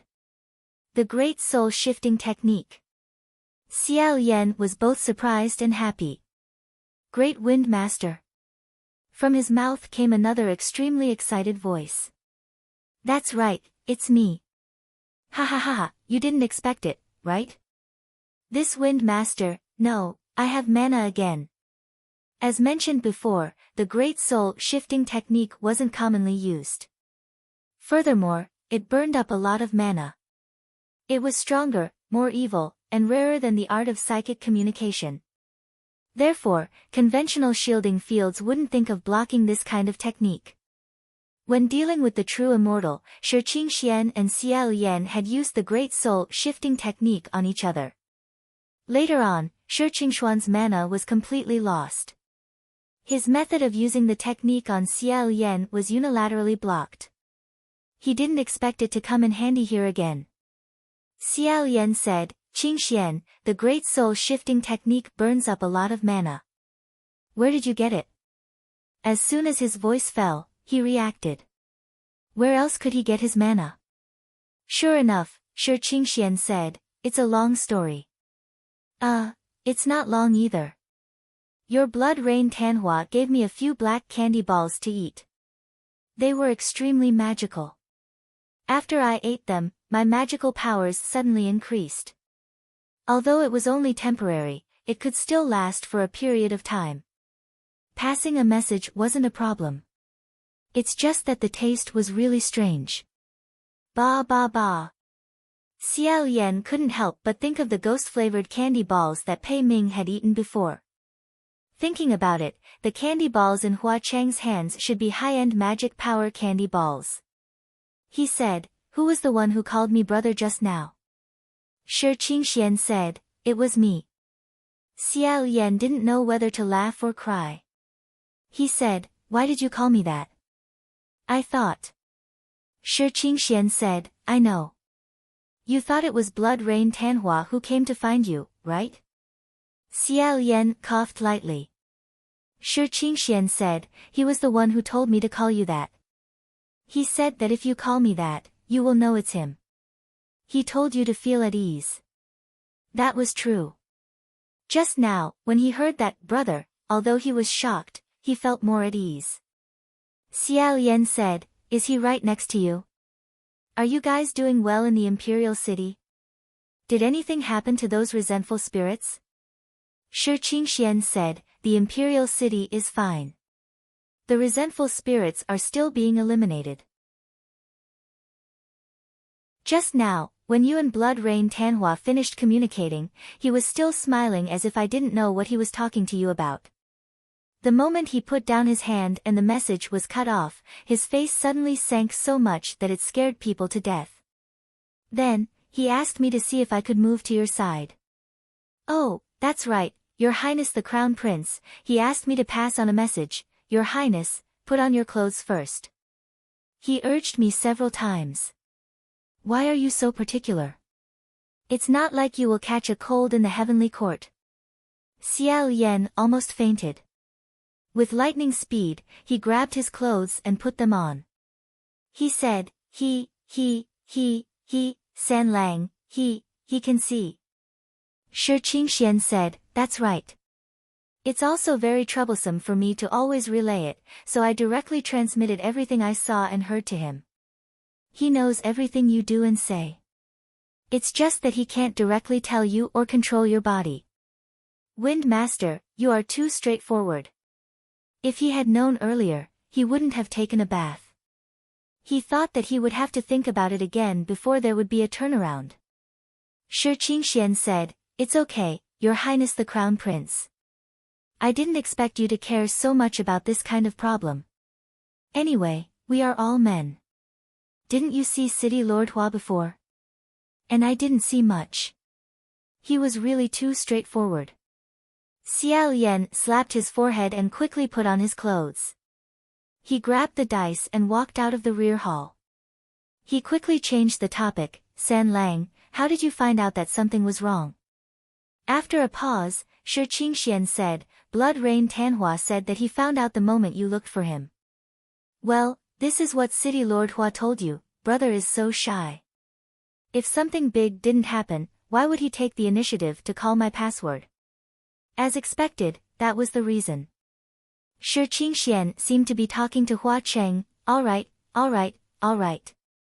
I won't talk nonsense. I'll get down to business." He then said, "Your Highness the Crown Prince, what's the situation over there? Is the Emperor not here?" Xiao Yan simply didn't know where to start. He said, "It's because he's here that it became like this." After picking up the main points, Shi Qingxian was already stunned. My mother. Your Highness the Crown Prince, are you really not talking in your sleep? The Emperor, that's the Emperor, ah." Xiao Yan said, "Whether it's him or not, I can't be sure anymore. What about San Lang, what do you think?" After a moment, Shi Qingxian said, "Blood Rain Tanhua wasn't that surprised. He just said, it's not strange. He's been an eyesore for a long time." Xiao Yan couldn't help but laugh and said, "Could it be that you find everyone an eyesore?" This sentence was said to Hua Cheng. Shi Qingxian said, "Except for you, yes." "I say, City Lord Hua, that's not right. I'm still here. Do you find me an eyesore too?" "What's wrong with me?" Xiao Yan said, Okay, it's all a joke. In short, the martial god has been beaten down by him. All the heavenly officials are locked in their respective halls. The entire immortal capital is isolated from the world and can't go up to the sky. Shi Qingxian said, Blood Rain Tanhua said that it's not impossible to go up to the sky, but he needs a person's help. Xiao Yan said, Who? Immediately after, he shouted, Who? The last, who, was not said to Hua Cheng and Shi Qingxian, but because there was a strange movement coming from behind him.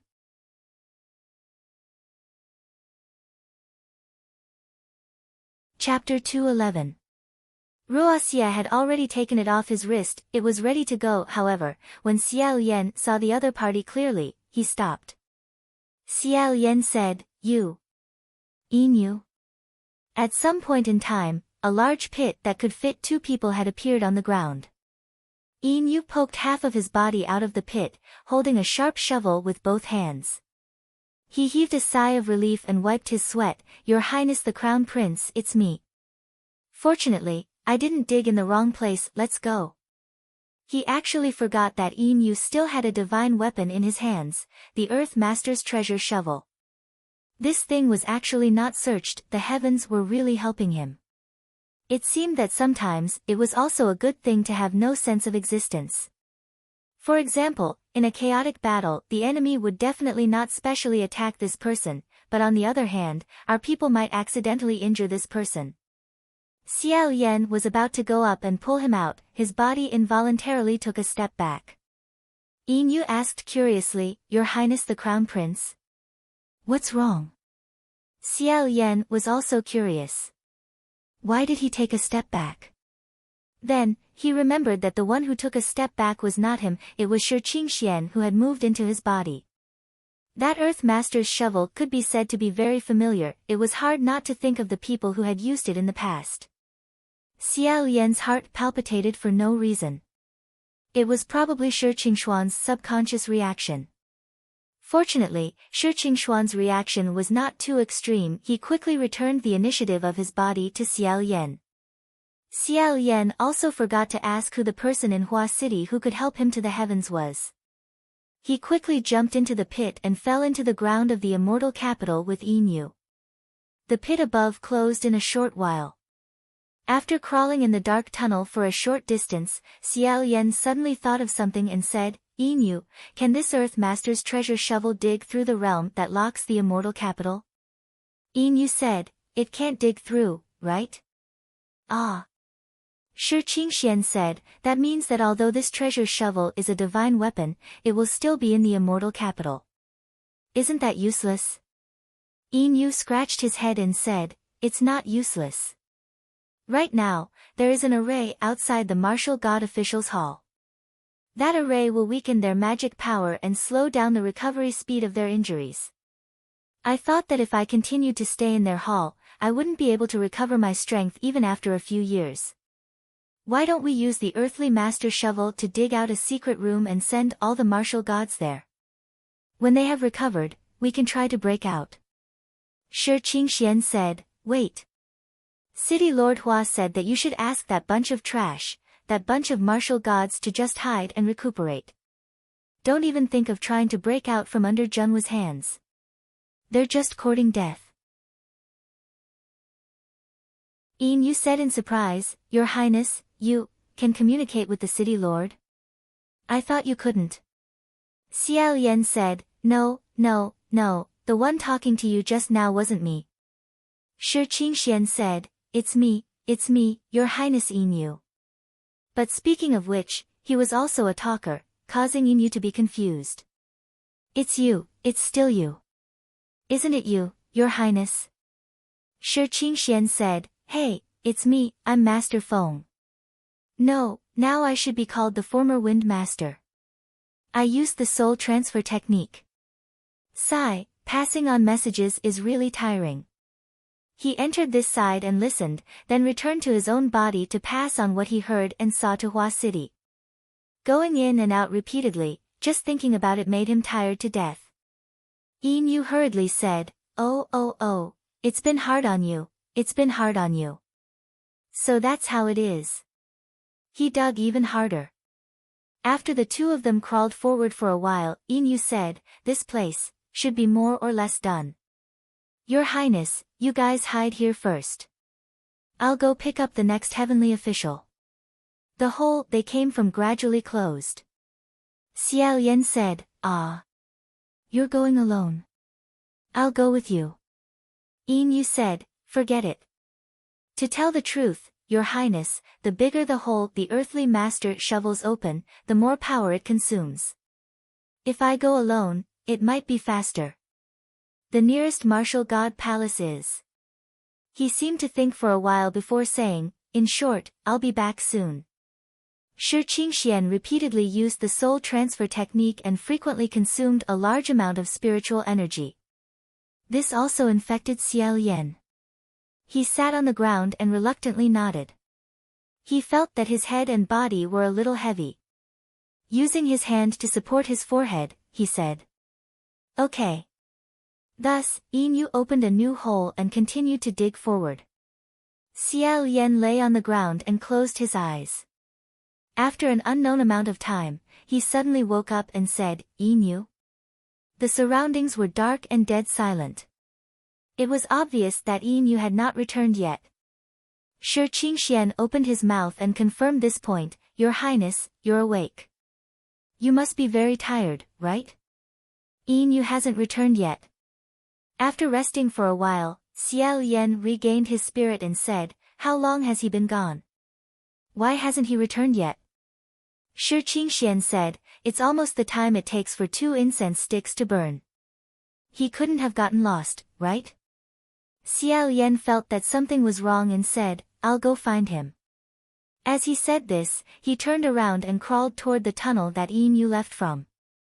Because Yin Yu still had to come back from this tunnel, after the Earth Master shovel dug it open, this tunnel did not automatically close up. Xiao Yan carefully crawled inside. After a while, Shi Qingxian said, Blood Rain Tanhua said, Brother, it's best if you don't go. Xiao Yan stopped crawling and said, I'm afraid it's not good, right? Shi Qingxian said, Yeah, I heard that Master Hua's tone was quite serious. Xiao Yan said, It's precisely because it's not good that I have to look for him. Otherwise, if something happens to Yin Yu. Right at this moment, a chill suddenly ran up his back. Xiao Yan was startled and suddenly turned around. Shi Qingxian also felt the chill in his body and said, Oh my God, what happened just now? My back suddenly shivered. Behind him was a pitch-black, empty tunnel. There was nothing there. However, Xiao Yan stared for a long time before saying, I'm fine. Shi Qingxian immediately shut up and held his breath. Because after Xiao Yan said that he was fine, he silently mouthed 5 words, Don't make a sound, there's someone.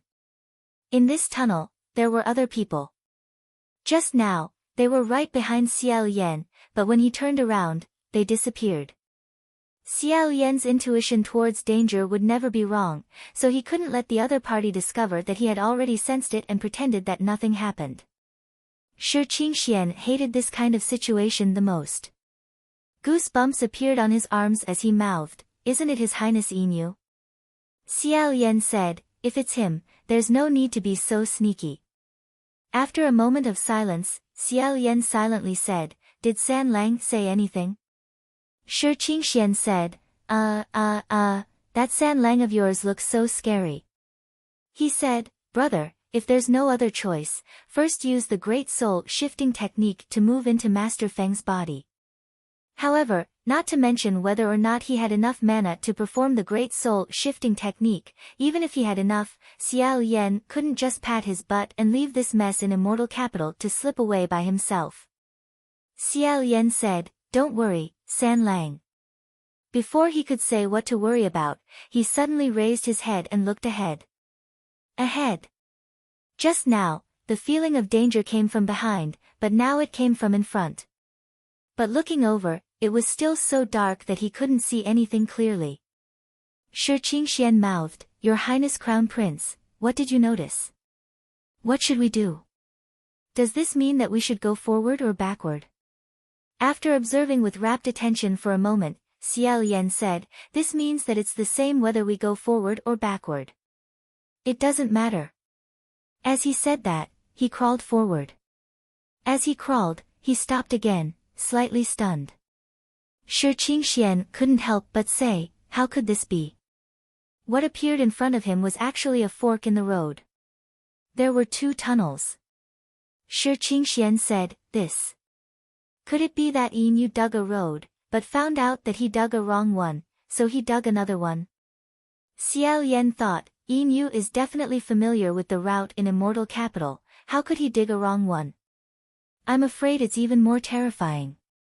But he didn't say it out loud, only saying, Qingxian, help me ask San Lang which one to choose. Left or right? After a moment, Shi Qingxian said, Blood Rain Tanhua said. This suggestion can't be given. Don't choose either one. Xiao Yan didn't know whether to laugh or cry. Although he also felt that there were bad things waiting for him on both roads, he couldn't stay in the same place forever. After thinking for a moment, he said, then Qingxian, you choose one. Shi Qingxian, ah. Me? Xiao Yan said, N. If you choose, there's a 50% chance that you'll choose the better one.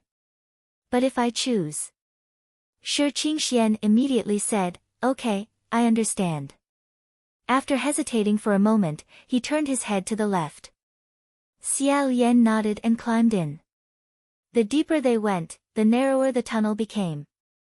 It was so tight that people couldn't breathe, but it was still passable. After crawling for a while in a zigzag manner, the path suddenly opened up and he arrived at a relatively large space. Fortunately, although they were on tenterhooks along the way, they didn't encounter any real danger. Xiao Yan looked around for a moment and said, where is this? Shi Qingxian said doubtfully, I don't know, I can't see clearly. But why does it feel a little familiar? Ah. He wasn't the only one who discovered it, Xiao Yan also discovered it. As expected, it looked familiar. Wasn't this the underground secret room where Xiao Yan had laid down and rested for a while, waiting for Yin Yu to return? It was absolutely true. On the other side, there was a hole in the ground. It was the one that Yin Yu opened with the Earth Master's shovel when he left. Xiao Yan had also climbed out of this hole to find him. Shi Qingshuan's hair and bones stood on end as he said, why did we come back? Just now, was there a tunnel that we climbed back through? Of course not. Just now, when they left, there was only one tunnel leading out of this underground secret room. And the tunnel that they climbed back through had appeared out of thin air at some point. At the fork in the road they encountered, the road on the left took a big detour and led back. This definitely wasn't for Yin Yu to leave. He wouldn't spend so much effort to quietly do such a meaningless thing. Perhaps, he had also encountered something very strange. Xiao Yan thought to himself, as expected, he should have followed them. Without another word, he crawled out of the tunnel they came out from and quickly crawled to the fork in the road. This time, he chose the tunnel on the right. As he crawled, Shi Qingxian said, It seems that this time, my luck isn't that good. I chose the wrong path. I should have chosen the right from the beginning. However, Xiao Yan said, no, I think your luck is still very good. Shi Qingxian said, ah. What do you mean? Xiao Yan tried his best to be tactful and said, how do I say it? Because, the road on the right may be more terrifying than the one on the left, both of them heard the sound of something crawling rapidly approaching from behind them. Xiao Yan took off Ruoxi and threw it behind him. He said, Ruoxi, help me block it first. Then, he crawled forward with all his might.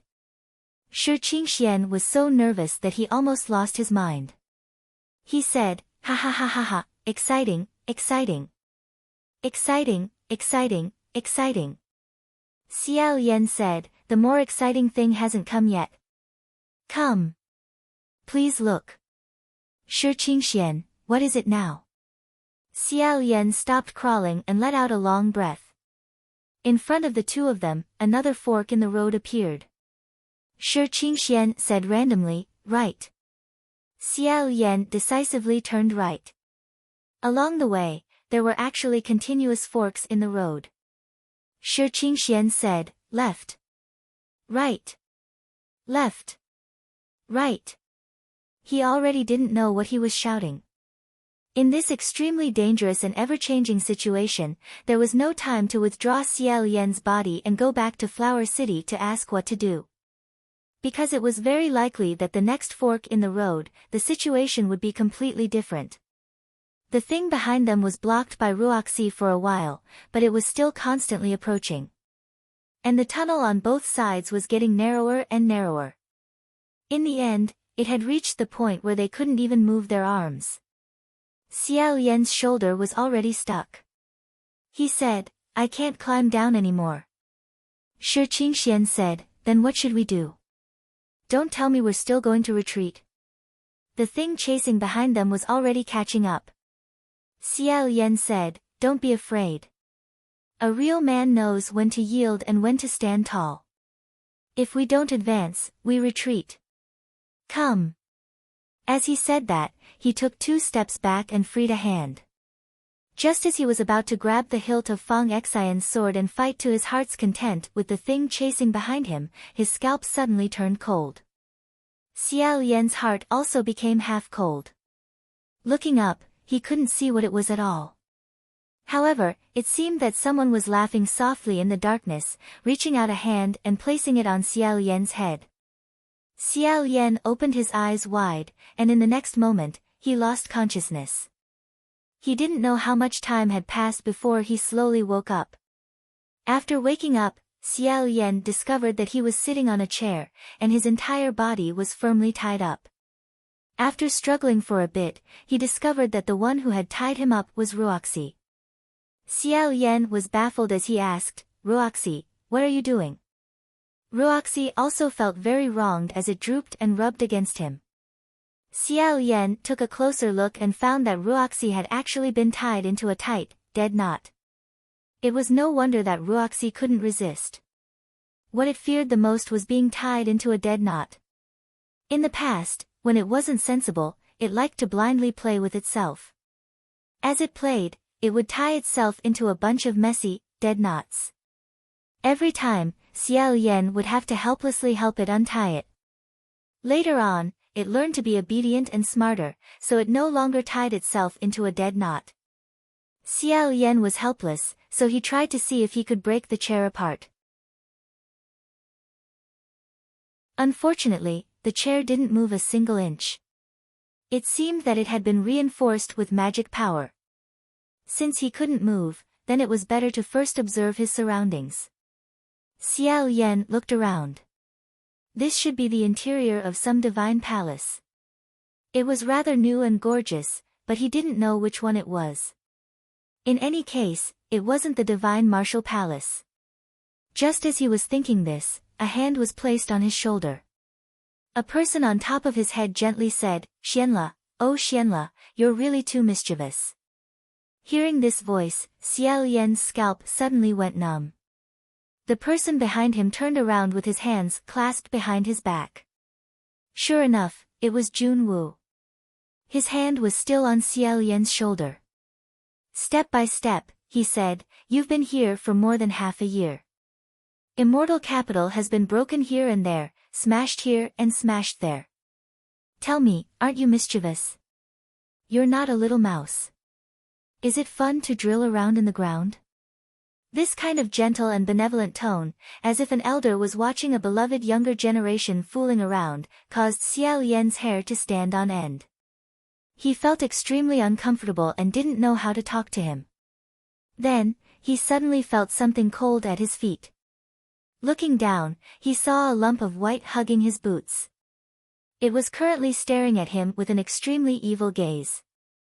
It was that fetus spirit. Xiao Yan raised his head. He had roughly guessed what it was. The Earth Master shovel that Yin Yu was digging a hole had been caught by Jun Wu. Jun Wu had sent some things to block it underground. That was how Xiao Yan had experienced that terrifying experience just now. Xiao Yan finally knew what to say. After being speechless for a while, he said, You're really extremely vile.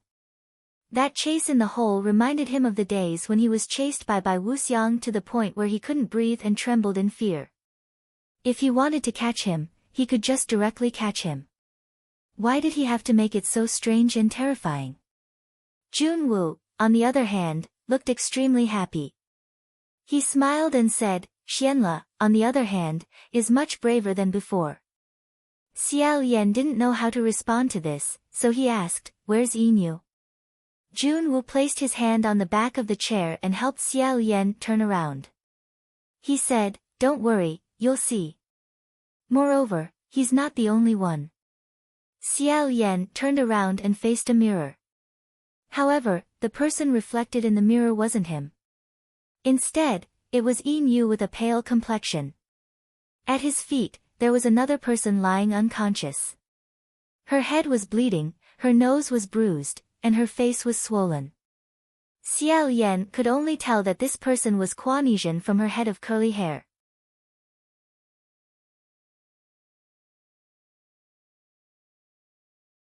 Chapter 212.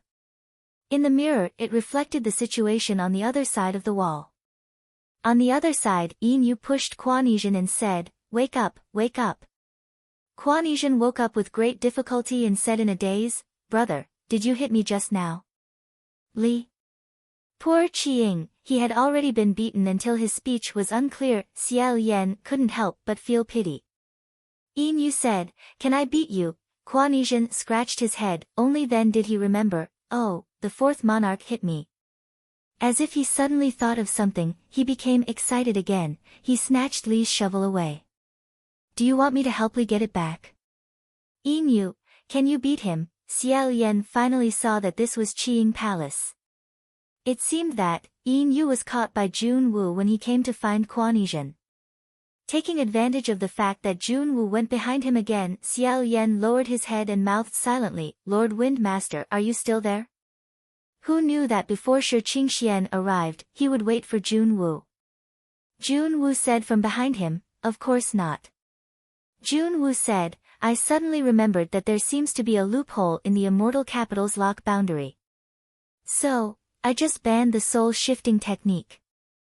Junwu patted Xiao Yan's shoulder and said cordially, back then, I was the one who taught you the soul-shifting technique.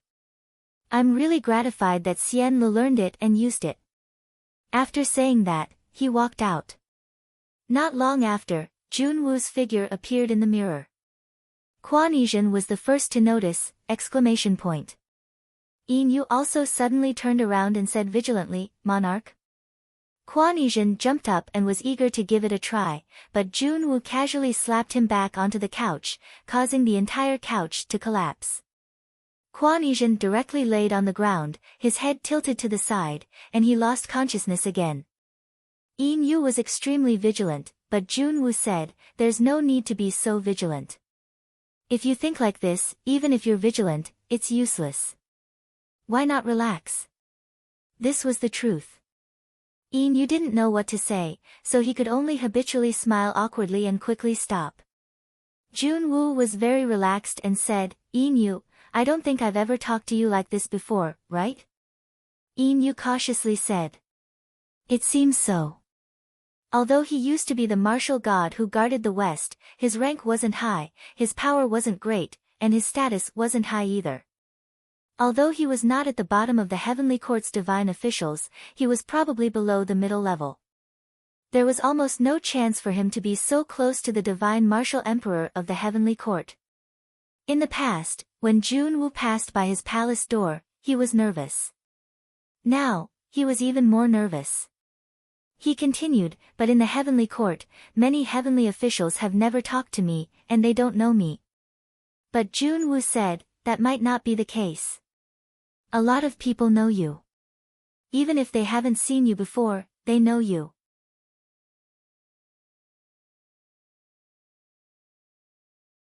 He could already roughly guess how Junwu planned to attack, and Yinyu's every expression, every movement, from head to toe, was full of flaws. Junwu said, then, let me ask you another question. Do you owe Kuan Yizhen a favor?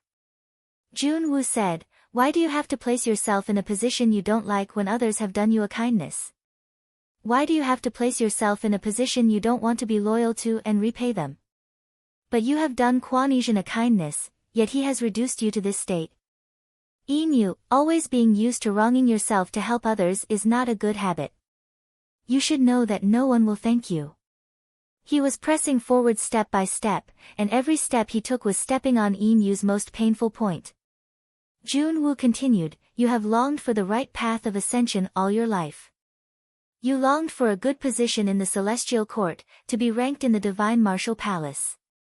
Even after Kuan Yizhen embarrassed you so much that you became his foil and the laughingstock of all the immortals and gods, you still struggled and endured in the immortal capital. Isn't it because you want to stay here? You belong here. But Kuan Yizhen made a mess of everything, and then easily took away everything that should have belonged to you. Why? Don't you see how much he has sacrificed? No, you have sacrificed more than he has. Moreover, in terms of overall ability, he might not be able to compare to you. Why is Qiying isolated and helpless in the celestial court? Because he is simple-minded, ignorant, reckless, and unable to convince the masses. And you are more mature than him, more knowledgeable about the ways of the world than him, more adaptable than him, and more willing to endure hardships than him. If you have his talent, his magic power, your achievements will be many times greater than his, and you will be able to convince the masses even more. You couldn't hold it in any longer and said, what do you mean by saying all this? I don't understand. If is meaningless. His magic power is his. Suddenly, he shouted and raised his hand. He said in horror, what? What is this? One of his hands suddenly burst out with dazzling white light, so dazzling that one could not look at it directly. Junwoo was indifferent, and said, don't be afraid, it's just a bit of magic power. Only then did Yu calm down a little, and said in disbelief, whose magic power? Mine? I don't have such. He didn't have such strong magic power. Junwoo said, it's not yours yet. Whether or not it will become yours depends on how you choose. Yu said, if it's not mine, then whose is it? Could it be? He suddenly thought of a person, and looked to the side. Just at this time, Kuan Yizhen, who had an incomparably tenacious life force, woke up again. He had a blank look on his face, and it seemed like he was confused again. Junwoo said, that's right, this is Kuan Yizhen's magic power. Kuan Yizhen, ah. Yu said, why is his magic power here with me? How can magic power be grafted? How is this possible? Junwoo said, even fate can be grafted, why can't magic power be grafted? A lot of things are not as difficult as you think, it's just a few words from a superior divine official, and a few strokes of the brush. Yu trembled, this. He swung his hand, as if he was trying to get rid of a hot potato, but that strong magic power happily jumped around his hand, hitting wherever he pointed. In a split second, a row of walls in the extraordinary heroic palace were blown up by him, the statue of a god toppled over, and the roof almost collapsed. Yu was even more shocked, and didn't dare to randomly swing his hand. Junwoo smiled and said, don't be nervous, take your time, just keep it. Yu used his other hand to hold that hand, his face still full of shock, both his arms were trembling. Junwoo said, Yu, I'll ask you one more time, do you want to come back? Yu gasped for a few breaths, his eyes bloodshot as he looked at him. Junwoo said, if you want to come back, not only can I help you get rid of the shackles, I can also graft all of Kuan Yizhen's magic power into your body. Kuan Yizhen seemed to have never thought that there was such an evil method, and his whole person was already stunned. Xiao Yan said in shock. Are you crazy? Junwoo slowly said, from now on, people who only know extraordinary heroic palace but don't know Yu will never appear again. Who would dare to not remember your name? Never. Yu took a few steps back, and said in confusion, Xiao Yan's mind was so tense that he didn't even remember that he was still tied to the chair by Ruo Xie. He held his breath, grabbed the chair with both hands, and leaned forward. At least, Junwu was right about one thing. He could also see that in Yin Yu's heart, he indeed yearned for the heaven realm. He originally belonged to the heaven realm. This was deeply ingrained in him since he was young, and it was very difficult to change. Moreover, did Yin Yu really not have any resentment towards Quan Yizhen? Not necessarily. After so many things had happened between people, the words, "I don't hate you at all," couldn't be said so easily.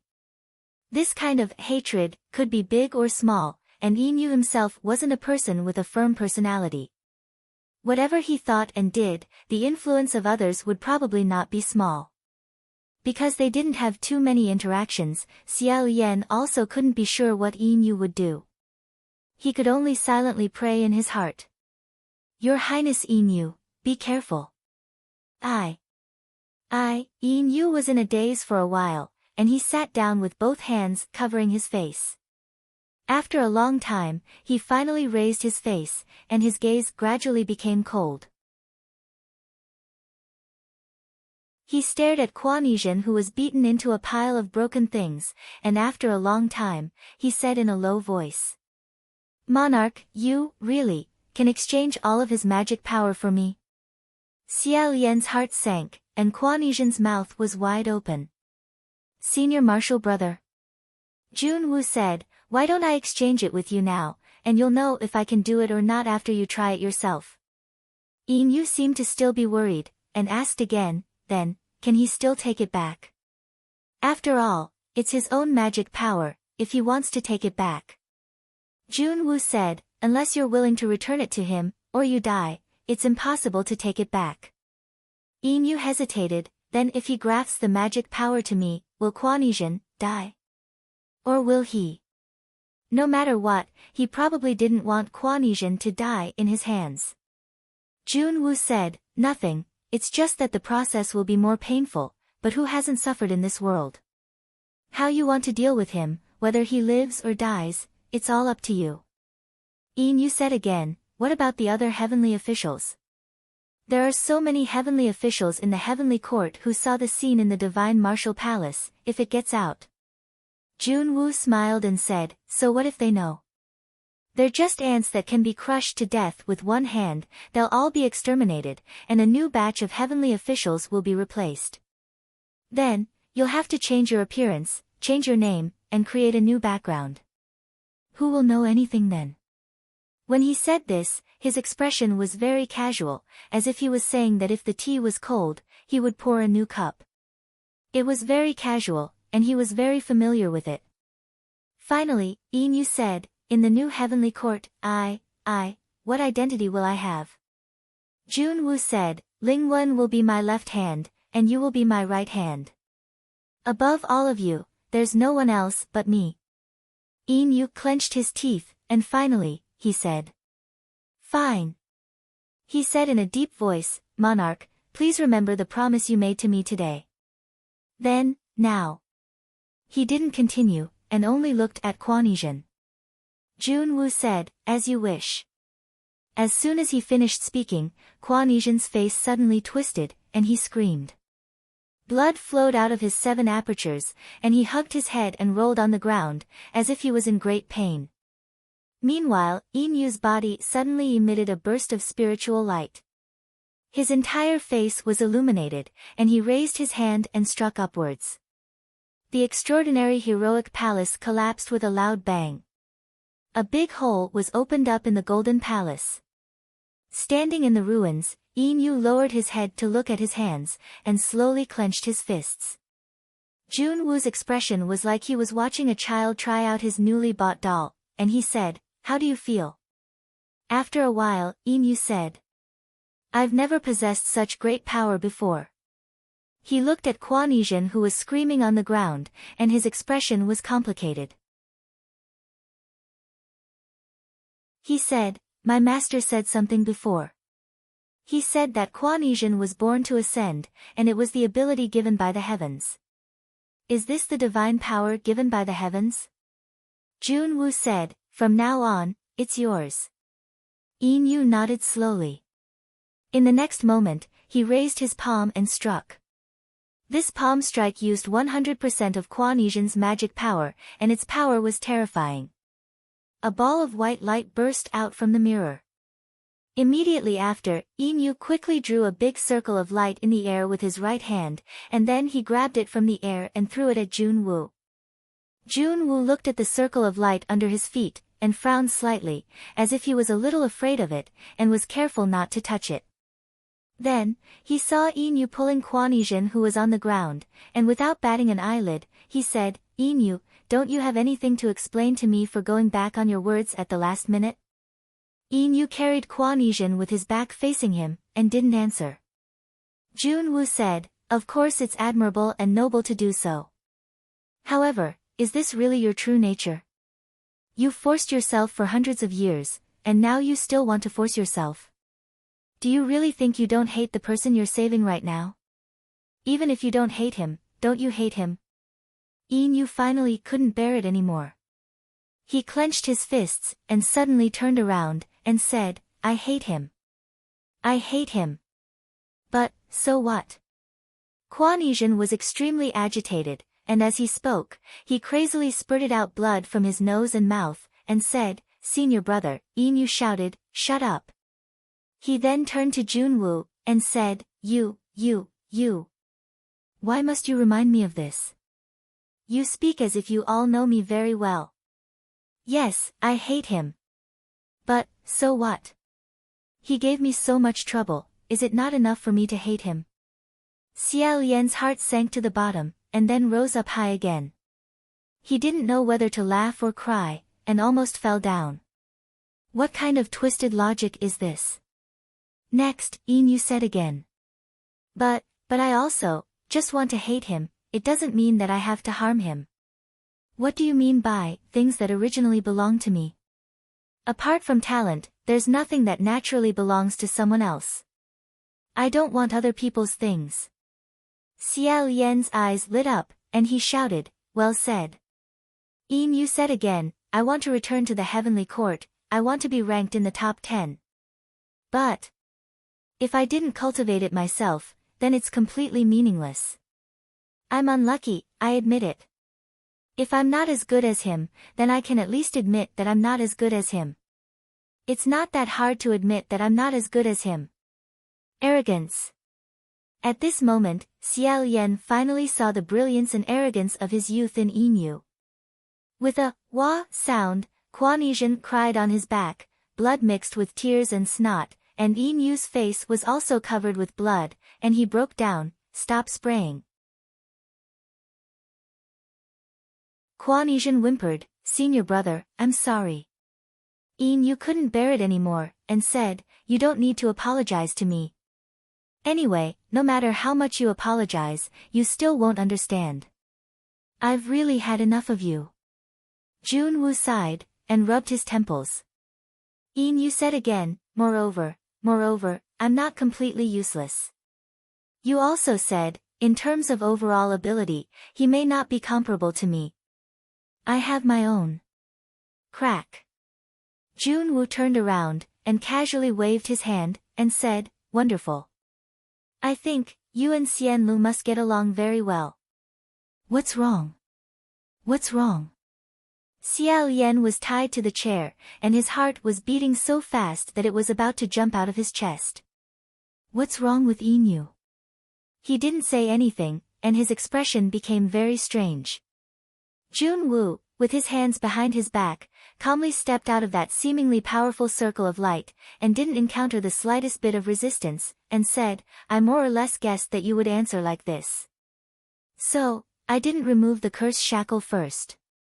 Curse shackle? There was indeed a curse shackle on Inu's hand. Xiao Yan hurriedly looked over, and Inu also raised his wrist. He saw that the original circle of curse shackle had tightened a lot, so tight that it seemed like it was going to break Inu's hand, and Inu's entire arm had already turned as pale as paper, and that pale color was still spreading upwards. This curse shackle was actually sucking his blood. Xiao Yan suddenly threw himself forward, and fell on the ground together with the chair. This time, he couldn't even see the mirror. He frantically struggled on the ground, but it was useless, and he could only hear the sound of beating coming from the mirror. After a while, a pair of white boots appeared in front of his eyes. It was Jun Wu who had returned.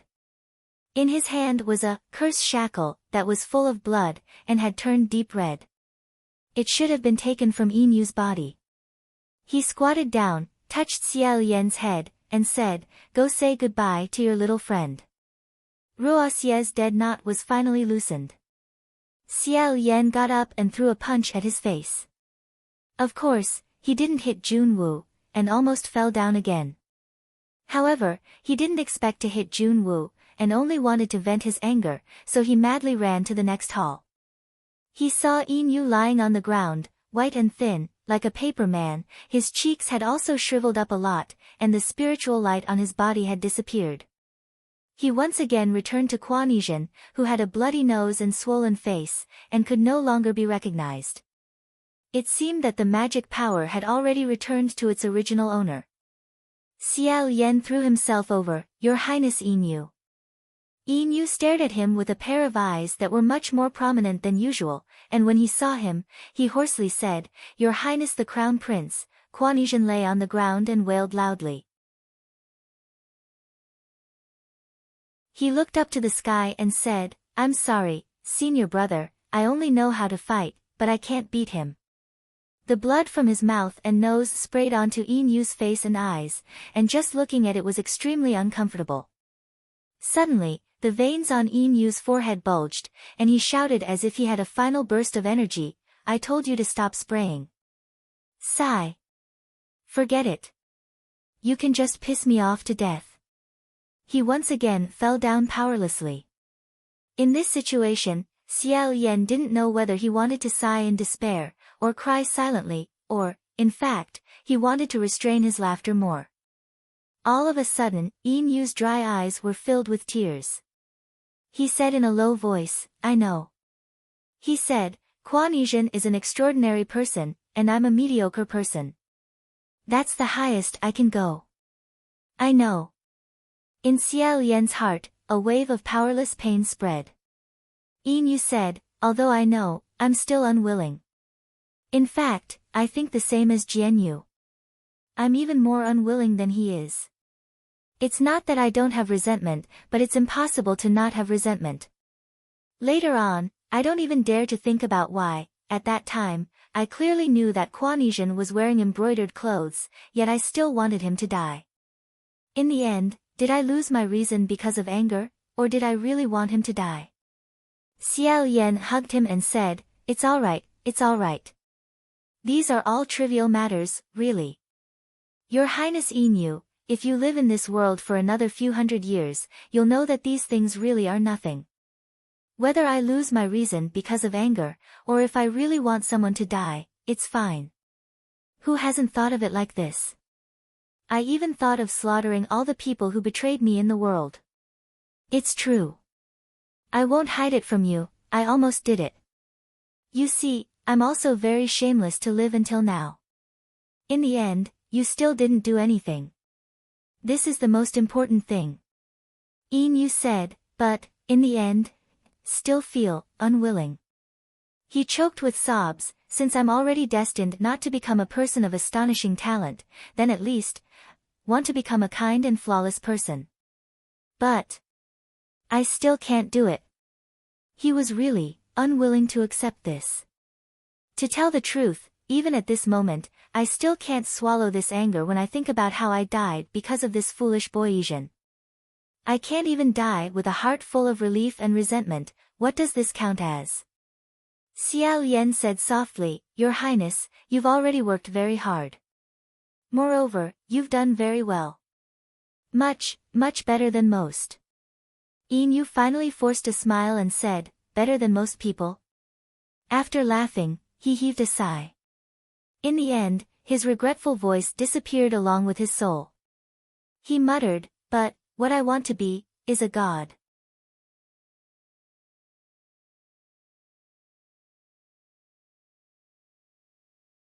Chapter 213. Suddenly, an idea flashed through his mind. Xiao Yan put down the guiding jade, stood up, and said, "Curse shackles." He took the shackle. If that thing was not important, Junwoo naturally would not have specially taken it away. However, he had deliberately taken off the shackles that had absorbed the jade blood and taken it away. Perhaps that thing had not only absorbed the blood of the guiding jade. He had even imprisoned his soul. Thinking of this, Xiao Yan left the badly battered Kuanizhen and rushed back to the Qiying Palace Hall. However, Junwoo was already gone. He turned around and rushed out again. Xianjing Street. There was not a single soul in sight. It was actually a desolate place. There were only many expressionless guards at the gates of the shrines, which were usually bustling with activity. It was as if she didn't care about him at all. Xiao Yan also didn't place them in his eyes. He headed straight for the Divine Martial Palace. Sure enough, Junwoo had returned here. He was sitting in the throne room, still looking at the curse. As soon as Xiao Yan rushed in, he heard a strange gurgling sound coming from above. Raising his head, he saw the fetus spirit's 4 legs grabbing onto the gorgeous heavenly flower. It was crawling upside down at high speed. It was as if he was some kind of cold-blooded creature. Even this kind of evil creature was able to enter the Divine Martial Hall. Who knew what those divine officials who struggled for hundreds of years to enter this place would think? Xiao Yan walked over to him and spread his hands. Junwoo said, "What do you want?"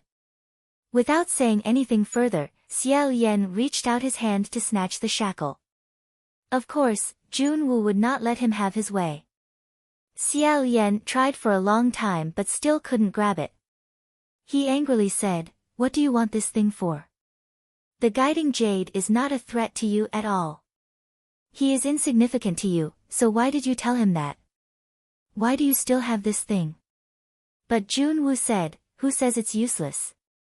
Seeing that you're so angry over this thing, doesn't that mean it's very useful?" He was like an adult who put a fruit on the table where his son could not reach it. He smiled at the child who wanted to eat it, tiptoed to get it, but could not get it no matter how hard he tried. He was angry and anxious, crying loudly, and then he was happy. Xiao Yan was about to go crazy. "Are you crazy?" Junwoo said, "Xianlu, the way you speak to me is somewhat disrespectful." After holding it in for a long time, Xiao Yan couldn't hold it in anymore and cursed, "I'll give you a..." He reckoned that all the profanities he had ever used in his life were directed at this person. Who knew that before he could finish cursing, his throat suddenly tightened and he felt suffocated. Xiao Yan's vision darkened. His hands clutched his neck, his knees went soft, and he knelt down.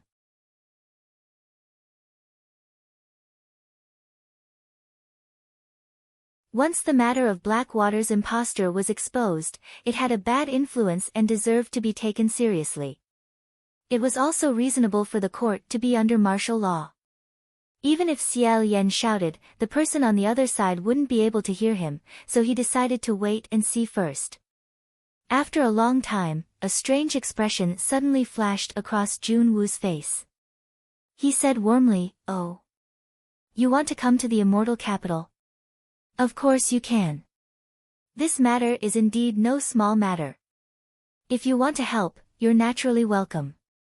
The other party actually took the initiative to come to the immortal capital to help. If it was a few hours earlier, he would naturally be more than happy to come. He was currently lacking in manpower.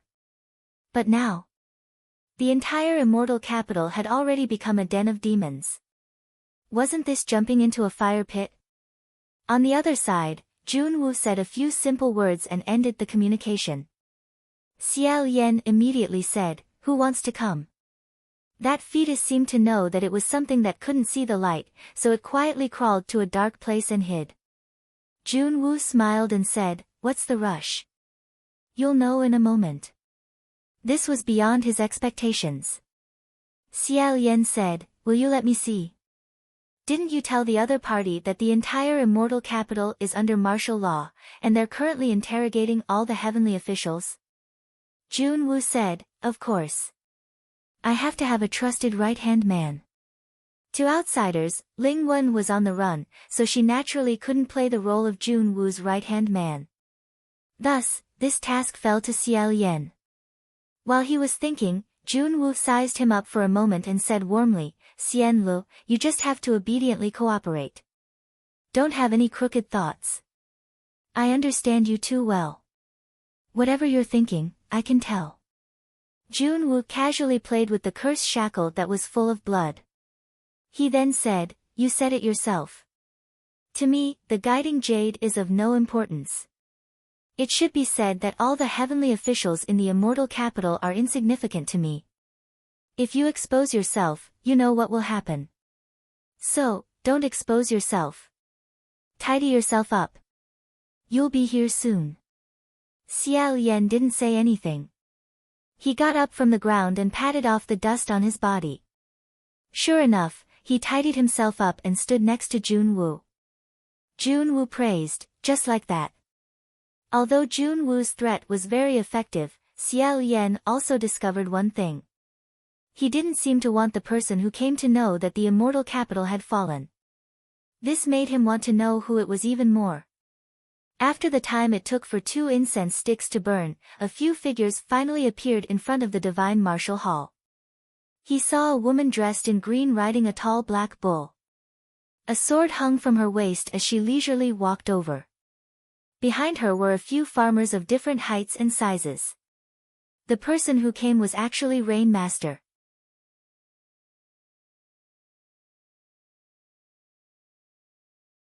His words made Xiaoyan seem like a childish child that needed to be disciplined. When someone came to visit and brought a gift for their child, the elder had to let the child come out to receive it and thank him. Xiaoyan was helpless. A farmer walked over and handed him a tightly wrapped item with both hands. Xiaoyan casually said a few words of thanks and absent-mindedly received it. Suddenly, his expression changed as if he had sensed something strange. His back was facing Junwoo, so Junwoo shouldn't be able to see his expression. However, he still asked, what gift is it? Seeing him accept the gift, Rain Master cupped his hands and smiled. It's not an expensive item. It's just some local produce grown in the ground. If there's nothing else, I'll take my leave first. Junwoo said, go. Thus, Rain Master led the Black Bull and his entourage to the Rain Master's residence that had been empty for many years. Xiaoyan put the gift in his bosom and was about to leave when Junwoo said, stop. As expected, Xiaoyan stopped. It was as if his feet were nailed to the ground. Junwoo said, come back. Xiaoyan returned to the divine martial hall and turned to look at him. Junwoo stepped down from the throne and took the thing that Xiaoyan was holding tightly in his hand. Only then did he say, go back. Xiaoyan was really paranoid. He directly took the gift from Rain Master. Xiaoyan glanced at him. Without saying a word, he returned to Xianlu Palace. After returning to Xianlu Palace, Xiaoyan couldn't sit still. He paced back and forth in the palace. After an unknown amount of time, he suddenly heard a clear voice. Your Highness the Crown Prince? Xiaoyan fiercely turned around. He didn't know when, but he saw a youth with tattered clothes and a headscarf had climbed onto the window lattice. He was currently sitting on top of it, smiling mischievously at Xiaoyan. Xiaoyan was overjoyed. He rushed forward 2 steps, but he suddenly remembered that the youth had called him, Your Highness the Crown Prince. He stopped and asked with uncertainty, Your Sanlang? That youth laughed and jumped down from the window. He pulled off the headscarf. His black hair scattered and was calmly tied up, revealing a handsome, pale, and completely different face. It was the face that Xiaoyan was extremely familiar with. Hua Qing leisurely swung the headscarf and sighed. Brother, oh brother. This time, wanting to see you is as difficult as ascending to the heavens. Just now, in the divine martial hall, the moment Xiaoyan received Rain Master's gift, he indeed felt something strange. However, that strange feeling didn't come from the gift. Instead, it came from the person who gave it. As soon as he received it, he felt the other person hold his hand and squeeze it. It had to be said that this action was a bit frivolous. If it was done to a girl, then it would be intentional. At that time, Xiao Yan blinked but didn't show anything. He calmly raised his eyes and looked over. Standing in front of him was a tall youth. Although that youth was dressed like a farmer with patches, mud, and a headscarf, his face was extremely handsome. His eyes flashed with a bright light.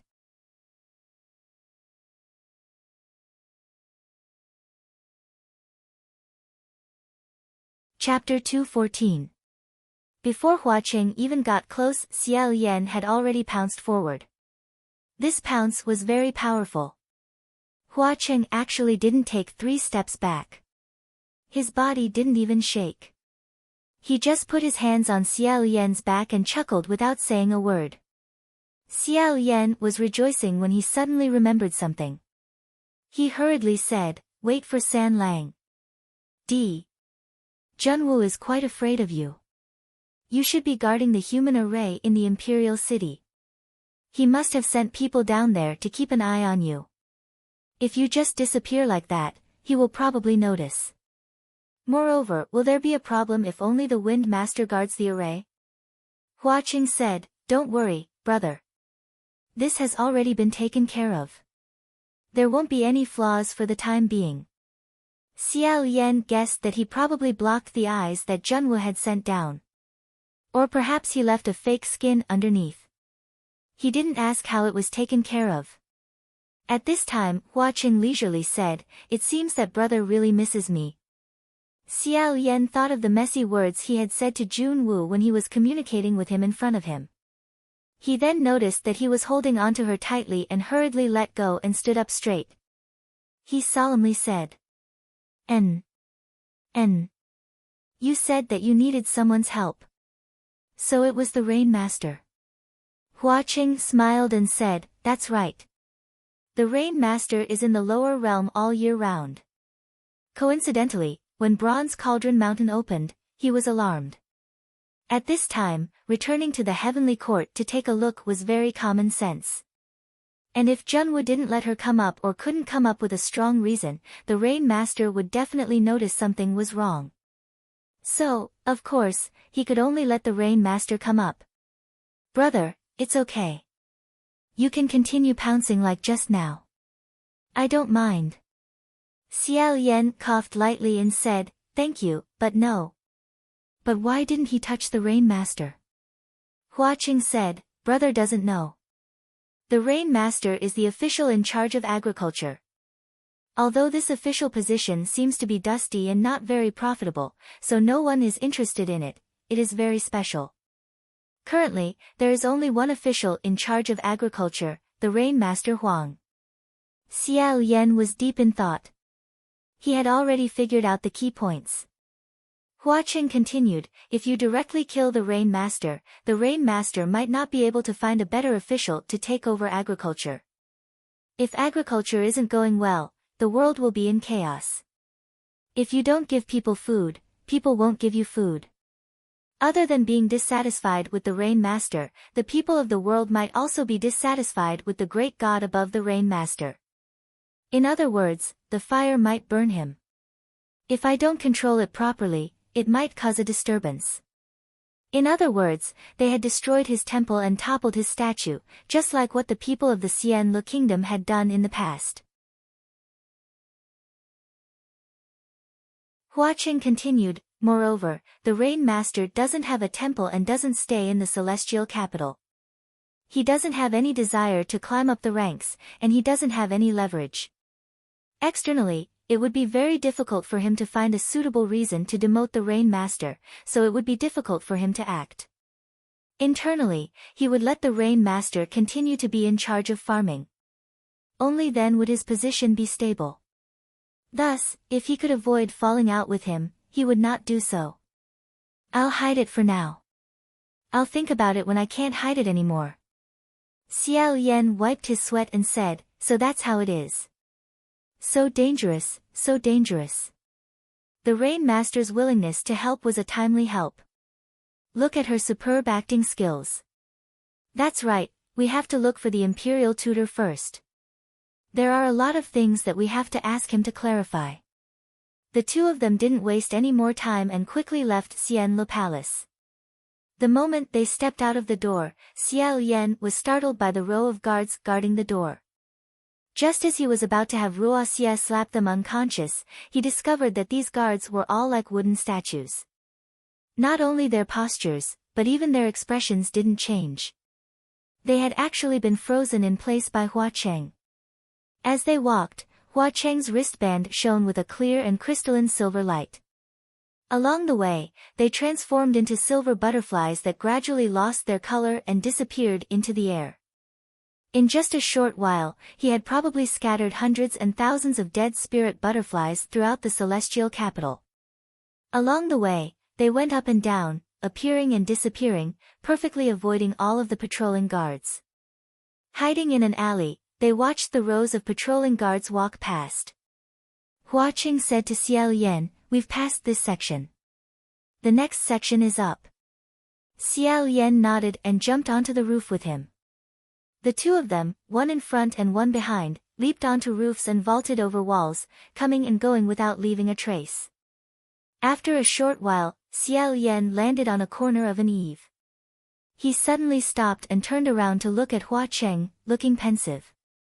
Seeing him stop, Hua Cheng also stopped and said, "What's wrong? Did you sense something?" Xiao Yan frowned slightly, shook his head, and pondered, "No. No, I just feel that this situation seems to be..." Before he could finish speaking, Hua Cheng suddenly grabbed him by the waist. In the next moment, the two of them fell from the eve. Xiao Yan felt the sky and earth suddenly spin. Up and down, he was upside down. His bamboo hat slipped off his back and was about to fall to the ground. Hurriedly, he used fishing for the moon from the bottom of the sea and lightly grabbed it back. It was Hua Cheng who was hugging him. The two of them hung upside down from the corner of an eve. On top of the eve, something was quickly crawling past. Xiao Yan wasn't unfamiliar with that sound. It was the sound of the fetus crawling. He didn't know if it was swaggering around the celestial capital or what it was doing. At this moment, another voice came from below. "Wrong, wrong, wrong. Gladiolus." Xiao Yan's heart cried out in alarm. That fetus was still guarding the eve, but the gladiolus was walking over from below. Wouldn't they be discovered no matter what? Xiao Yan didn't dare say how the gladiolus would react. Would it remember Hua Cheng's life-saving grace, or would it loudly call for help? That frivolous and messy footstep was getting closer and closer. It looked like it was about to turn around. Thankfully, at this moment, that fetus finally jumped down from the other side of the eve. The two of them immediately flipped over and climbed onto the roof. Xiao Yan let out a sigh of relief. The gladiolus stuck half of its body out from behind a corner. Seeing its son jump onto the ground, it also let out a sigh of relief. Coming out, it said, "Wrong, wrong. Don't run around. This place is strange and scary. If you disappear, I won't even know where to find you. Why did you come here?" She casually swept her gaze around and saw the signboard of this great hall. She took 2 steps back. Seeing her reaction, Xiao Yan finally remembered that the golden hall under their feet seemed to be the Nanyang Hall. In other words, Feng Xian was currently locked inside. The gladiolus must also be aware of this point. Her face twitched slightly. After a while, she lowered her head and scolded the fetus, "What are you doing here?" That fetus was hugging a thick and plump white thing. It was even making kacha-kacha sounds as if it was chewing on it. The fetus asked again, "What is that? What are you randomly eating? Quickly spit it out." Xiao Yan took a closer look and discovered that it was an extremely sturdy white radish. He didn't know whether to laugh or cry. Needless to say, that fetus clearly felt that the taste wasn't good. It fiercely spat out the radish and shrieked incessantly, as if it was throwing a tantrum. The gladiolus hurriedly went over and hugged it, coaxing, "All right, all right, all right, all right. If it doesn't taste good, then don't eat it. These are things that poor brats and idiotic gods like to eat. We won't eat them." Only a biological mother would hold such a deformed and terrifying thing in her arms and even comfort it in such a gentle voice. The fetus twisted its plump and white body in her arms and let out a satisfied cooing sound. Xiao Lian couldn't help but feel an indescribable sense of pity when he saw this scene. However, he also felt strange. How could there be such a big radish in immortal capital? Hua Cheng raised his eyebrows and said, "Brother, did you forget? The Rain Master brought you some local produce that grows in the ground." So this was the gift that the Rain Master had given him. Xiao Lian tried to imagine what kind of expression Jun Wu would have when he opened the wooden box and saw that there was a big white radish inside. He just couldn't imagine it. His attempt failed. It seemed that after Jun Wu finished inspecting and didn't find anything suspicious, he casually fed the big white radish to the fetus. It was as if he was feeding a dog. Originally, after the fetus spat it out, it used its leg to kick the big white radish away in disdain. However, when it heard the gladiolus's words, it seemed to have thought of something. It jumped down from its mother's arms and skipped over to pick up the big white radish before skipping into the hall. If one didn't look closely, it really did look like a naked, hairless white dog. The gladiolus said, "Don't go in." That's. The guards in front of Nanyang Hall had probably been told by Jun Wu that this fetus was either his pet or a hunting dog, so they didn't turn their eyes away and didn't stop them. As a last resort, the gladiolus could only follow them in. The fetus seemed to be very hostile towards Feng Xian. Xiao Lian was worried that it would harm Feng Xian, so he turned his head and asked, "San Lang?" A transparent butterfly perched on the tip of Hua Cheng's finger as he said, "The dead spirit butterfly has already attached itself to her body." Xiao Lian nodded. The two of them monitored the situation inside Nanyang Hall together. They watched as the gladiolus bent her waist and tiptoed into the hall, as if she didn't want to be discovered. In a low voice, she said, "Wrong, wrong." However, it was impossible to not be discovered. The fetus hopped into the main hall. There was a person meditating inside the main hall. When he opened his eyes, he saw her face to face. Both of them were stunned. Feng Xian was stunned at first, but then he became happy. He stood up and said, "Gladiolus. Why are you here? Are you all right? You came at the right time, help me." At this moment, the fetus suddenly cried out loudly and jumped between the two of them. It spat out the radish onto the ground and kicked with its hind legs. The big white radish that it had bitten off a few times flew up and hit Feng Xian's face, making a loud dong sound. After it kicked him, it was still arrogant as it cried out and laughed sinisterly, as if it was waiting for its mother to praise it. Feng Xian was practically knocked unconscious by this thing. A stream of blood flowed down from his nose on the spot. Wiping it away, he angrily said, "What are you doing? Be a bit more obedient." He was fierce, but the fetus was even fiercer. It screeched and spat out its tongue at him. Feng Xian took a big stride forward to grab it, but the fetus opened its bloody mouth and bit down on his arm. No matter how hard he tried, he couldn't shake it off. This familiar scene was both terrifying and funny. Feng Xian couldn't shake it off, so he became even more furious. "Fuck. I really fuck. Are you looking for a beating? What the hell?" The gladiolus also regained her senses and said, "Stop. What qualifications do you have to hit him and curse at him?" Feng Xian was stunned for a moment after being yelled at by her. His imposing manner dropped by half as he tried to explain, he recognized a thief as his father. How could he be on the same side as Jun Wu? How did he become like this? The gladiolus spat out, how could this be? Isn't it all because of you? It's the father's fault for not teaching him well.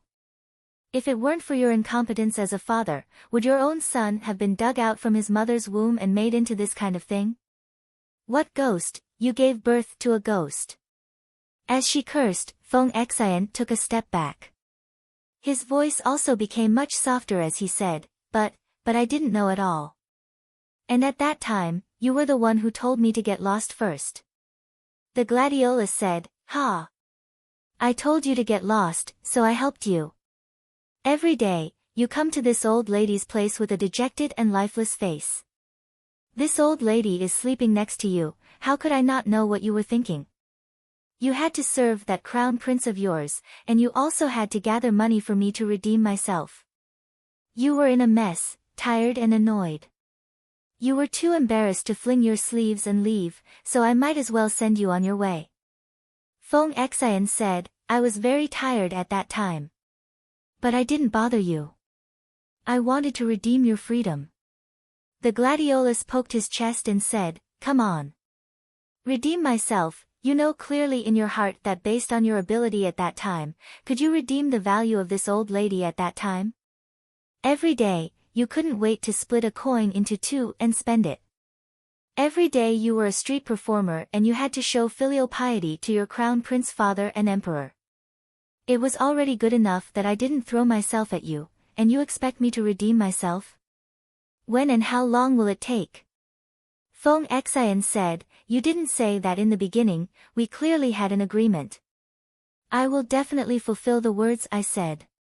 The gladiolus interrupted him and said, there are many verbal vows, but think about it, what did you give me? What can you give me? Other than that golden belt, what else can you give me? Oh, it's that golden belt, you even repeatedly warned me not to sell it. Feng Xian retreated step by step from her poking, his face was stiff and embarrassed. The more the gladiolus spoke, the angrier she got, still that stupid protective talisman. I was blinded by lard to believe that bullshit protective talisman of yours could protect people. Not one bit of good luck, but one after another bad luck. The money is getting less and less, and your temper is getting worse and worse. If I don't let you go, what else can I do? Endure until you die. Endure until you start to complain that I hate me, annoy me, and don't want to see me anymore. Not only Feng Xian, even Xiao Yan who was currently in Nanyang Palace Hall didn't know what to say. So it was like this. Xiao Yan recalled many things. At that time, Feng Xian went out early and returned late, his face full of fatigue, inexplicably happy, inexplicably worried Feng Xian, and also Feng Xian who had a hard time borrowing money from Xiao Yan. The original small abnormalities suddenly had an explanation. Feng Xian was Xiao Yan's attendant, his good friend, but not his subordinate. He could originally have his own home, his own relatives, and had already met these people. But, it just had to be when Xiao Yan was demoted for the first time, when they were at their most difficult period. At that time, Xiao Yan could not even protect himself, how could he care about these things? He was suffering, Feng Xian was also suffering. Everyone was suffering. In the end, the two of them finally could not endure it anymore. Perhaps, the gladiolus had long foreseen this outcome. But, even at that time, Feng Xian still did his best to support him. He even gave a talisman that no one was willing to take to the gladiolus, telling her that this thing could bring good luck, so the gladiolus carefully kept it, and placed it in the clothes of the unborn child. Of course, in the end, that talisman did not bring them any good luck at all. The gladiolus seemed to realize that he had said something he should not have said, and picked up the fetus spirit on the ground, wanting to leave. Feng Xian, gladiolus. He scratched his head, and actually had a rare expression of sighing. Feng Xian, you, come back. I still, sigh, I feel that I want to take care of you guys. I should take care of you guys. I have a responsibility, I promised you. The gladiolus turned, and stared at him for a long time, hugged the fetus spirit in his arms tightly, and snorted, "Forget it. I know, you despise this son of yours, he is a ghost in your eyes." "It's fine, I don't despise him." Feng Xian finally recovered, and retorted, "I don't despise him." The gladiolus said, "Then why are you so fierce to him every time?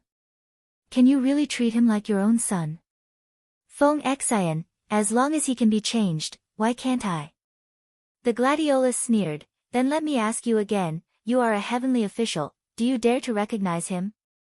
Feng Xian was startled. This was a matter of course. That fetus spirit was lying in its mother's arms, and bared its teeth at him, like an ugly poisonous insect that had not fully grown, or like an incomplete evil beast's cub, but not like a human.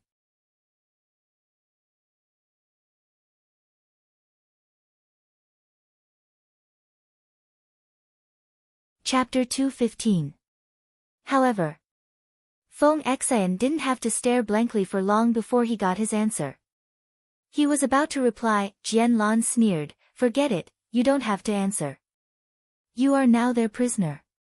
Whether or not you dare to admit it is all nonsense. I don't believe a word of it. Stop it. Even if you're willing, I won't let you." The fetus was in the crook of her arm. He spat his tongue at Feng Xian.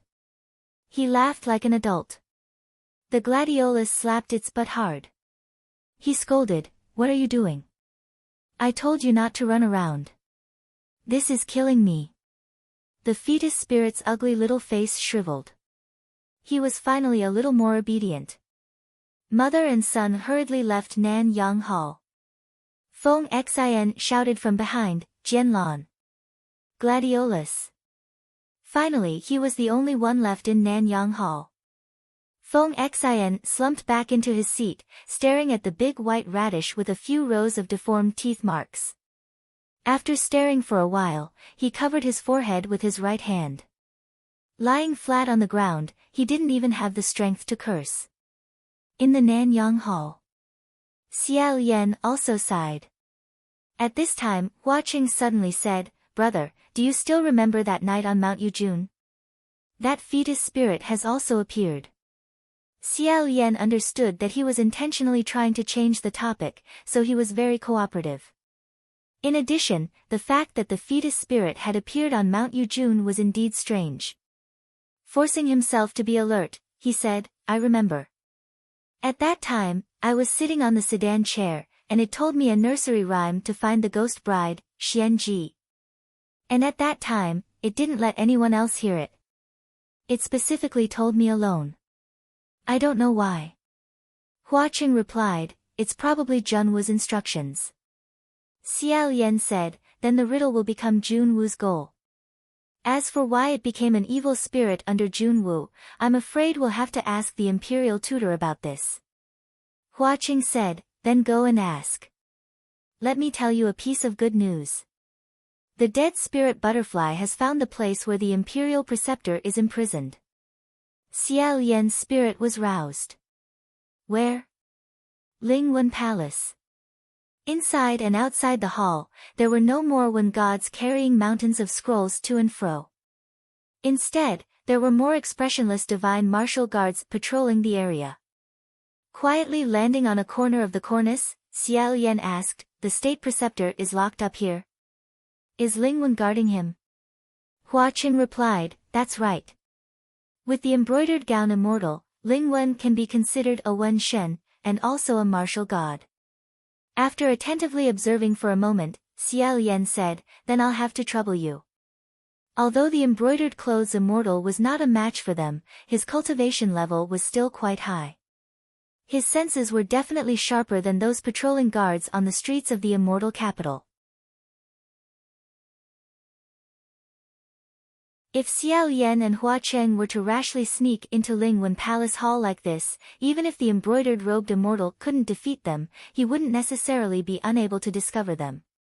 Once the embroidered gown immortal found out, Lingwen would find out as well. Xiao Yan replied, "Lingwen and Junwu can definitely communicate with each other at any time. As long as Lingwen found out, Junwoo would also find out. The only possibility is that the embroidered gown immortal is not on his body. He is a Wenshen, so he definitely won't be able to detect us. Moreover, the embroidered gown immortal that has been taken off is only a piece of clothing, so he won't be able to notify Junwoo. We must find a way to separate them. However, Hua Qing said, there's no need to think of a way. He'll have to take off those clothes sooner or later. Without needing an explanation, Xiao Yan understood. In the end, the embroidered gown immortal wasn't a good person. His evil energy was cautious. Ling Wen hadn't been officially demoted, so he could still be considered a heavenly official. Wearing it on his body was definitely not good for his body. Furthermore, he had to maintain his male appearance, which consumed his spiritual energy. Perhaps not many people could withstand this kind of consumption. Within a day, he would have to take it off and rest for a period of time. While the two of them were discussing in low voices, a black-clothed person slowly walked out of Ling Wen's palace hall with his hands behind his back. After giving some instructions to the guards outside, he entered the side hall. Not long after, another person walked out of the side hall and once again entered the main hall. This person was Ling Wen. When she entered, she was in her male appearance. When she came out, she was in her original appearance. Moreover, the black outer garment she was originally wearing was gone. Her movements weren't as agile and powerful as when she was in her male appearance. With one look, one could tell that she had practiced martial arts. Sure enough, she had taken off her clothes. Right now, that embroidered gown immortal was in that side hall. The two of them looked at each other. Hua Qing said, right now, they've separated. Gidge, your luck isn't bad. Xiao Yan also exhaled. He glanced at him and said, it's San Lang's luck that's not bad. Hua Qing smiled and said, main hall. Side hall. After thinking for a bit, Xiao Yan said, side hall. Right now, we still don't know what the situation is in Ling Wen's main hall. If Ling Wen is guarding the state preceptor's side, then we can't avoid her. But if we can get the embroidered gown immortal first, then perhaps there's still room for discussion. Thus, the two of them waited for a bit. Taking advantage of the moment when the guards exchanged hands, they both jumped off the roof and snuck into the side hall. As soon as they entered the room, Xiao Yan wiped his sweat. No matter what, sneaking into a female official's private hall like this wasn't something honorable. But when he saw this side hall clearly, the feeling of sweating disappeared a bit. Xiao Yan's previous room was more gorgeous than this, Feng Xian's was more messy, and Mu Qing's room was more exquisite. In short, it didn't look like a female official's private hall at all, so the pressure wasn't as great. There weren't many things in the hall, so there was basically nothing to hide. Not long after, Xiao Yan found a chest. However, as soon as he opened it, his face darkened. Not only was it because when he opened it, a demonic wind and evil aura assaulted his face, but it was also because the chest was neatly filled with the exact same black clothes. Here it comes again. Last time, it was the same. Among nearly 100 different kinds of clothes, he had to search for the authentic embroidered gown immortal item. It was simply a nightmare. This time, there weren't as many, only a dozen or so pieces. But each piece was black without any difference. It was hard to say which one was more frustrating. Was the embroidered gown immortal really inside? Xiao Yan felt a headache coming on. San Lang, what is Junwoo doing right now? Do we have enough time? Hua Cheng had been closely monitoring the movements of all parties. Hearing his question, he slowly said, brother, don't worry. We have enough time. Junwoo still hasn't discovered that you left. He's currently in the Divine Martial Palace and is interrogating Mu Qing. It looks like he'll be interrogating for a long time. Hearing this, Xiao Yan was startled. Mu Qing. He's interrogating Mu Qing. Interrogating what? Hua Qing said, dead spirit butterflies can't enter the Divine Martial Palace, so I can't hear clearly. But you know. He stared at Xiao Yan and said, it definitely won't be anything good. Xiao Yan remembered how Junwoo treated Inu, and his heart faintly felt uneasy. But worrying right now was useless, so he decisively said, let's hurry. I'll try them one by one. San Lang, you give me the order. If the embroidered gown immortal didn't want to be discovered, or didn't want to take the life of the person wearing it, then it could wear and take off as it pleased. But if someone asked another person to wear it and gave an order, then that person had to comply. Using this method, they could definitely test out the real thing, but it was a little dangerous.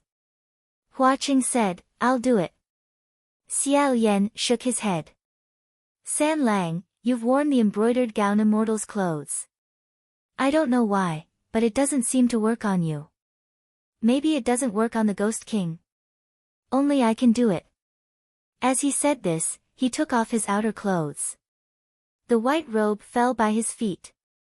Hua Qing raised his eyebrows. He picked out a black robe and handed it to him. Then, I'll respectfully accept. Xiao Yan quickly put the robe on. Not bad, not bad. Ling Wen's black robe didn't expose her chest, nor was it graceful. It was very straight, so wearing it wasn't difficult at all. Xiao Yan raised his head and said, all right, you can tell me what you want. Hua Qing propped his left elbow with his right hand and supported his chin with his left. He looked at him and seemed to seriously think for a moment before saying, then, brother, my order is. In a flash, Xiao Yan heard the second half of his sentence. Hua Qing smiled and said, let's borrow some mana. Of course, Xiao Yan understood what he meant by borrow mana. Smoke almost rose from his head. He hurriedly took off his robe and said, this one isn't. Hua Qing said, ah, that's too bad. This one isn't. Xiao Yan sternly said, San Lang, this isn't right. You need to be more serious, don't make this kind of request. Hua Qing humbly said, am I not serious enough? What kind of request? Brother, can you tell me in more detail? Xiao Yan lightly coughed twice and solemnly said, in short, you can't let me borrow mana from you. Anything else, like turning in a circle, jumping a few times, anything. Hua Qing raised an eyebrow and said, anything else is anything. All right, I understand. As he said this, he handed another robe to Xiao Yan. Xiao Yan quickly put it on and once again raised his head to look at Hua Qing. Hua Qing looked at him for a moment and said, brother. After a while, he smiled and said, don't borrow mana from me. He was too careless. He could actually do this. Xiao Yan hurriedly took off the robe and said, all right. It's not this one either. However, Hua Qing stopped him and said, wait, brother, who said it wasn't this one? You still haven't proved it isn't. Don't borrow mana from me. This was Hua Qing's order. And if he wanted to prove that the robe Xiao Yan was wearing wasn't the embroidered celestial dress, then he had to disobey Hua Qing's order. In other words, he had to do the opposite, borrow mana from Hua Qing. After going around and around, he was back to square one. Looking at Hua Qing's serious expression, Xiao Yan was shocked. You're too cunning. You can't do this. Hua Qing crossed his arms and tilted his head. He confidently said, why can't I? Brother, didn't you say that other than borrowing mana from me, everything else is up to you? Since you don't like this request, then I made a completely opposite request. How can this be called cunning? Isn't this very practical? Xiao Yan was speechless. He raised his hand and pointed at him for a while. Hey, I can't win against you. Stop messing around. Not daring to delay, he rushed up and chirped. He clearly knew that there was no one nearby, but he still looked left and right as if he was wary of someone spying on him. Hua Qing's expression didn't change at all. He calmly said, very good. I'm sure, this one really isn't. Xiao Yan took off the black robe and said, "Don't make this request again." Hua Cheng handed the third one to him and smiled. "Okay, okay. It will definitely be as you wish." Xiao Yan helplessly took it and thought, "I keep feeling that San Lang is getting more and more difficult to deal with. Is it just my imagination?" He was still worried that Hua Cheng would make some kind of mischievous request, but after 2 jokes, Hua Cheng really didn't tease him anymore. He became serious, but Xiao Yan felt that something was strange. However, even after he tried all of the 10 or so items in the suitcase, Xiao Yan didn't follow a single one of his orders. Could it be that the real embroidered fairy wasn't here? It couldn't be. Ling Wen must have taken it off already. Furthermore, the entire suitcase was stained with demonic energy, so it must be here. Hua Cheng leaned against the door and said, "Brother, it looks like this embroidered fairy isn't only ineffective against me, it's also ineffective against you."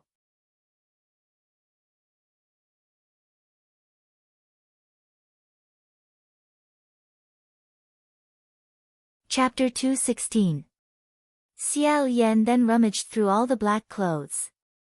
He searched blindly but to no avail. He could only put on the white Taoist robe he had thrown to the side and said to Hua Cheng, "If it really doesn't work, it looks like I can only bring this chest of clothes." Hearing this, Hua Cheng burst into laughter. Xiao Yan was helpless. He also felt that it was ridiculous to threaten someone with a dozen pieces of clothing. It was quite silly. But things had already come to this. There was no better way. Who knew that just as he stuffed the messy black clothes back into the chest and was about to carry them, the door to the side hall opened. Ling Wen walked in with her hands behind her back with a tired expression. Ling Wen had probably rested enough. She was about to come back and put on the embroidered celestial clothes. Who would have thought that he would run into 2 uninvited guests who had just entered his room, and one of them looked innocent. One of them had an innocent expression, while the other had an indifferent expression. She immediately put 2 fingers together and pressed them against her temples. She was going to inform Jun Wu. However, Hua Cheng's movements were faster than hers. His gaze swept across the room. The 2 doors of the side hall behind her quickly closed, and Ling Wen's expression also suddenly changed as she lowered her hand. She put down her hands and said, "Master Hua Cheng is really amazing." Xiao Yan asked, "San Lang, did you set up a boundary?" Hua Cheng replied, "I set up a small one. The scope is only this side hall." Jun Wu could set up a boundary in Immortal Capital to isolate the people inside from the outside world. Naturally, Hua Cheng could also create an even smaller boundary in Immortal Capital to seal off the people inside the boundary. A big world is a small world. At this moment, the side palace had become a box within a box. However, this was still Jun Wu's sphere of influence, so they couldn't open the boundary too wide. Otherwise, Jun Wu would notice. Xiao Yan nodded and said, "Ling Wen, I believe you should be able to see that the embroidered celestial clothes is in our hands. If you don't want it to be burned by ghost fire, please don't act blindly without thinking." Unexpectedly, when Ling Wen heard this, she laughed.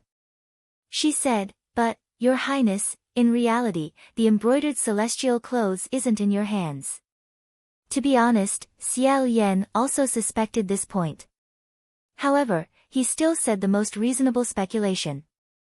"Ling Wen, after you came in and then went out, you didn't wear it. I don't think the embroidered gown immortal would be anywhere other than this side hall."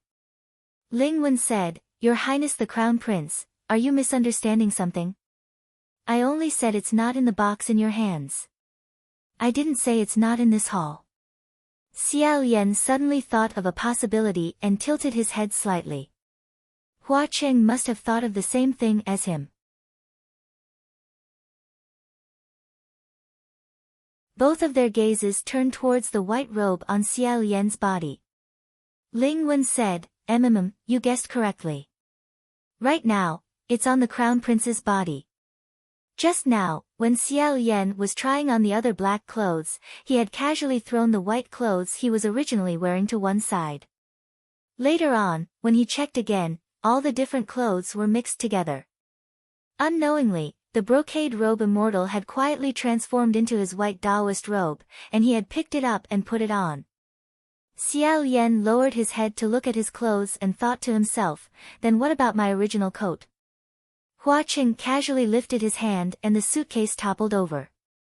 The black clothes inside slid to the ground. And in the deepest part of the black robes, there was a white robe that was hidden at the very bottom. This was the real coat that Xiao Yan was wearing. Needless to say, this was definitely the evil method that the brocade robe immortal had used. Taking advantage of the two people randomly trying on clothes, it had dragged Xiao Yan's coat into the suitcase. Then, it had slipped out and transformed into the brocade robe immortal. Xiao Yan had then casually picked it up and put it on. Xiao Yan wasn't surprised, he was just puzzled. Isn't this too cunning? It was only a piece of clothing, that's all. Moreover, wasn't it said that the brocade robe immortal wasn't very intelligent? However, it wasn't hard to imagine that it was most likely the method that Ling Wen had taught it. Sure enough, Ling Wen said, I was the one who told it this method. I never expected that it would actually be put to use. Therefore, right now, it's equivalent to me having your highness wear the brocade robe immortal. If this robe was handed to Xiao Yan by Hua Cheng and Xiao Yan wore it, then the mastermind was Hua Cheng. And if the brocade robe immortal had used the method taught by Ling Wen to trick Xiao Yan into wearing it, then the mastermind was Ling Wen. In other words, the current Xiao Yan would listen to Ling Wen's every word and obey every command she gave him. Xiao Yan said, Ling Wen, have you ever thought that the brocade robe immortal might be ineffective against me? Ling Wen smiled and said, if I don't try, I won't know. Your Highness the Crown Prince, from now on, you can't attack me. If you hear what I say, just nod your head. Xiao Yan originally didn't want to nod his head. Who knew that after Ling Wen said those words, by the time he reacted, he had already involuntarily nodded his head. Why was it effective again? The command that Hua Cheng had given just now was obviously ineffective. Could it be that it was only ineffective when the one giving the command was Hua Cheng? Just like that, the situation had suddenly reversed. Xiao Yan didn't move, and neither did Hua Cheng. The two of them only exchanged glances, both of them extremely calm.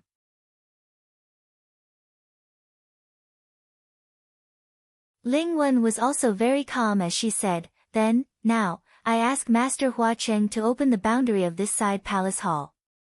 Xiao Yan immediately said, don't open it, San Lang. Ling Wen said, Your Highness the Crown Prince, are you sure? I'm not the type of person who would give any order. Hua Cheng was still calm and collected. Xiao Yan thought to himself, it's fine even if I can't use Ling Wen. The others aren't restricted anyway. As long as San Lang can catch her off guard and make her unable to give any orders, the problem will be solved. Ling Wen, on the other hand, was very sharp. She guessed their intentions and said, Master Hua Cheng, I advise you not to waste your time thinking about how to catch me off guard. Your Highness the Crown Prince, listen carefully. If Master Hua Cheng attacks me, or does anything unfavorable to me, then you can attack him. With this, she would be the first to block any possible measures that the other party might take. Ling Wen said, all right, Master Hua Cheng, open the boundary. I have official duties to attend to, and there's still a backlog of documents in Ling Wen Palace Hall that I have to deal with. Let's quickly solve this small problem, okay? Hua Cheng also faintly smiled. In the next moment, Ling Wen's eyes slightly widened. It was as if she wanted to open her mouth, but she couldn't make a sound. If there was someone standing behind her at this moment, they would discover that at the back of her neck, there was a necromancy butterfly with its silver wings lightly trembling. It was this small thing that made her unable to move and unable to speak. Hua Cheng crossed his arms and revealed that extremely insincere fake smile. He said slowly, if I want to catch someone off guard, do I need to catch them off guard? Ling Wen couldn't speak, but the meaning in her eyes was clear. Master Hua Cheng, have you forgotten? Just now, I already gave the order to His Highness the Crown Prince. At this moment, the effect of the embroidered robe fairy was activated. Xiao Yan suddenly turned around and raised his palm to strike Hua Cheng. After an unknown amount of time, Xiao Yan's eyes suddenly became clear. He suddenly regained his senses and said, "San Lang." Hua Cheng was standing in front of him. On top of the red robe on his chest, there was a hand pressing down. It was Xiao Yan's hand. Hua Cheng didn't dodge this palm at all. He just stood there and let him strike his chest. Xiao Yan didn't have time to react. Hua Cheng had already firmly grabbed his wrist and said in a low voice, "All right. The attack is complete. The order is dismissed." Sure enough, after Xiao Yan succeeded, he felt his body relax and his body regain its freedom. In order to dismiss the order that Ling Wen had given to Xiao Yan, Hua Cheng just stood there and took the palm without dodging. After the order was dismissed, Xiao Yan immediately withdrew his hand. His expression changed.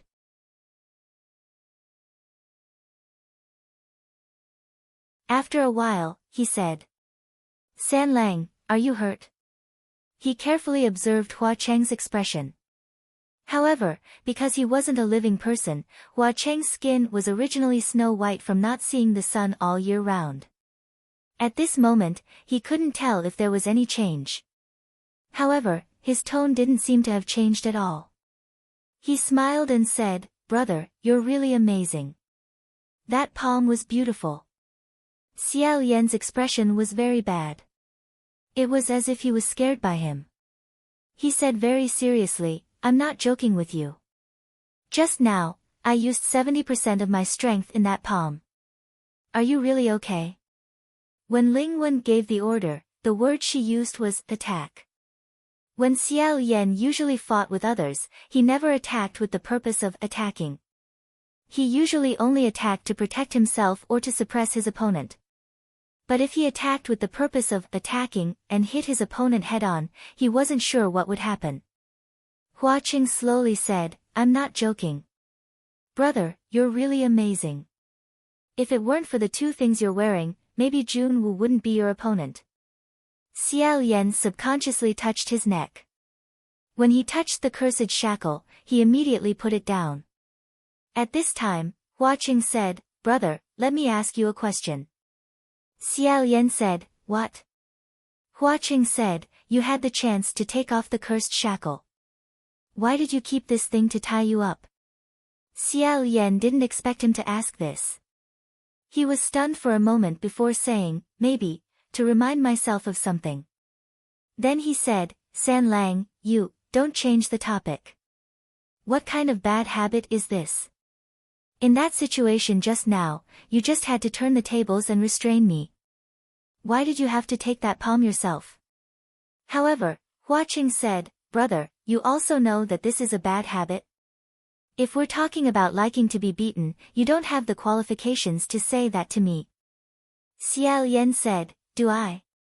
After he asked this, he felt guilty. One must know that when the fighting embryo spirit was underwater, it was one step away from swallowing the sword and was caught red-handed by Hua Cheng. Hua Cheng said, "Is it? If I can take a beating myself, I'll solve the problem.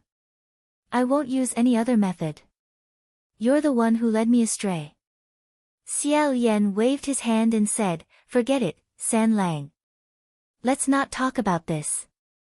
Let's look at these clothes first."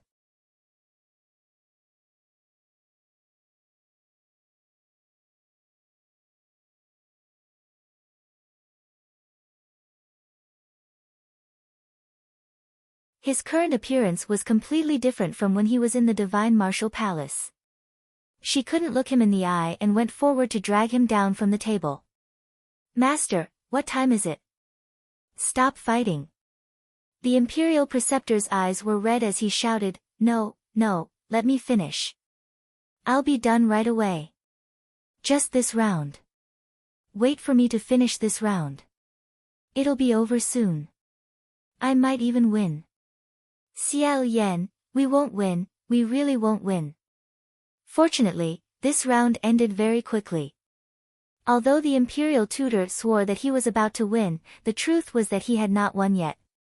After keeping the 3 paper men, the imperial tutor finally regained his composure. He sat up straight and said with a frown, "Your Highness, I knew you would come.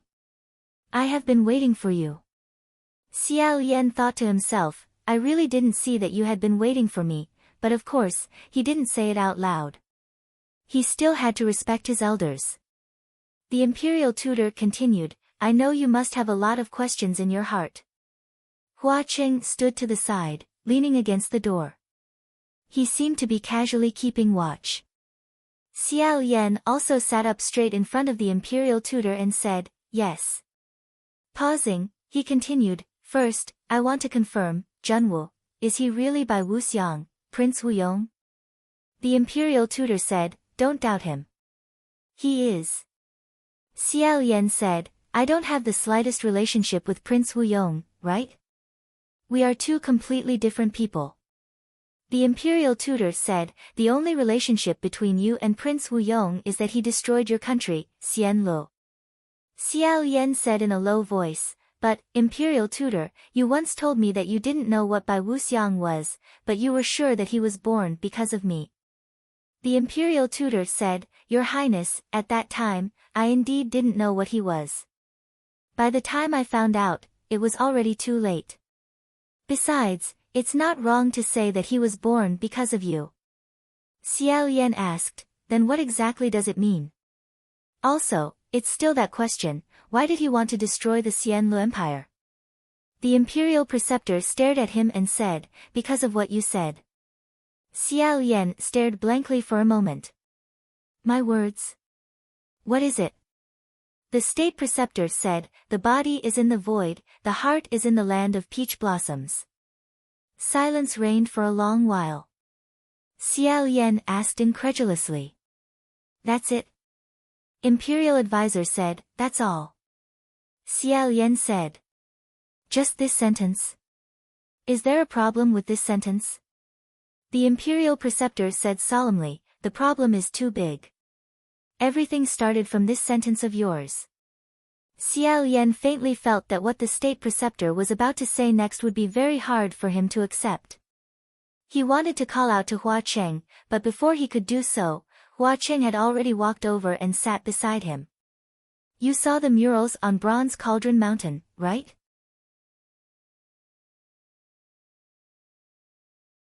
Xiao Yan replied, "I saw it." "Did you leave those murals behind?" The state preceptor said, "It was me. Every time Bronze Cauldron opened the mountain, I would sneak in. On one hand, I wanted to stop the Ghost King from coming into being. On the other hand, I wanted to find a way to leave behind some clues to tell others about the Wuyong Kingdom and the Wuyong Crown Prince." Xiao Yan focused and asked, "Then why not tell others directly? Why must you use such an obscure method? Your Highness, why do you think almost no one in the world knows about the Wuyong Kingdom now?" Before Xiao Yan could answer, Hua Qing said, "Everyone who knows has been wiped out by him, right?" The state preceptor said, "Yes. If the clues were left too obvious or directly spread out, not only would I be in danger of being exposed, but everyone who saw it might all disappear from this world. It doesn't matter how many people there are. Even if it's a city, he can raze it to the ground in 3 days. You should know that I'm not joking." Xiao Yan naturally knew. Ironically, he had once lamented that it was fortunate that Jun Wu was a god and not a fallen ghost. Otherwise, the world would be in chaos. The state preceptor said, "That's why I can't let him know that there are still people in the world who know about these things. But I'm also not willing to let no one else know besides me. I think that if someone is careful enough and brave enough, they will naturally find out. Since I can't resist, then I'll just leave it to fate. For so many years, I've been hiding here and there, hiding very well. Other than that time 800 years ago when I almost couldn't escape, he has never been able to catch me. This time, he was able to catch me because he found the murals I left in the temple in the Red Cauldron Forest. Later on, you guessed his identity in the Copper Cauldron. Only then did he realize that I might not have died and left behind a lot of things that he didn't want people to know about. Xiao Yan remembered that when they passed through the last temple in the Red Cauldron Forest, the murals inside had already been destroyed. The last few murals could also be said to be the most important ones. At that time, he and Hua Cheng both suspected that someone was hiding there, but they couldn't find him. Now that he thought about it, it was very likely that Bai Wuxiang really was hiding in a corner of that temple. Xiao Yan said, "But, State Preceptor, why do you have to hide?" The State Preceptor said, "That's because," Hua Cheng said, "betrayal." This word was a bit harsh. The State Preceptor glanced at him. Hua Cheng's expression didn't change. He said, "You betrayed him." The State Preceptor said, "More or less." "That's it." He turned to Xiao Yan and said, "How do I say this, Your Highness? The things described on the murals are all true. His Highness the Crown Prince of Wuyong is like the unparalleled son of Wuyong country."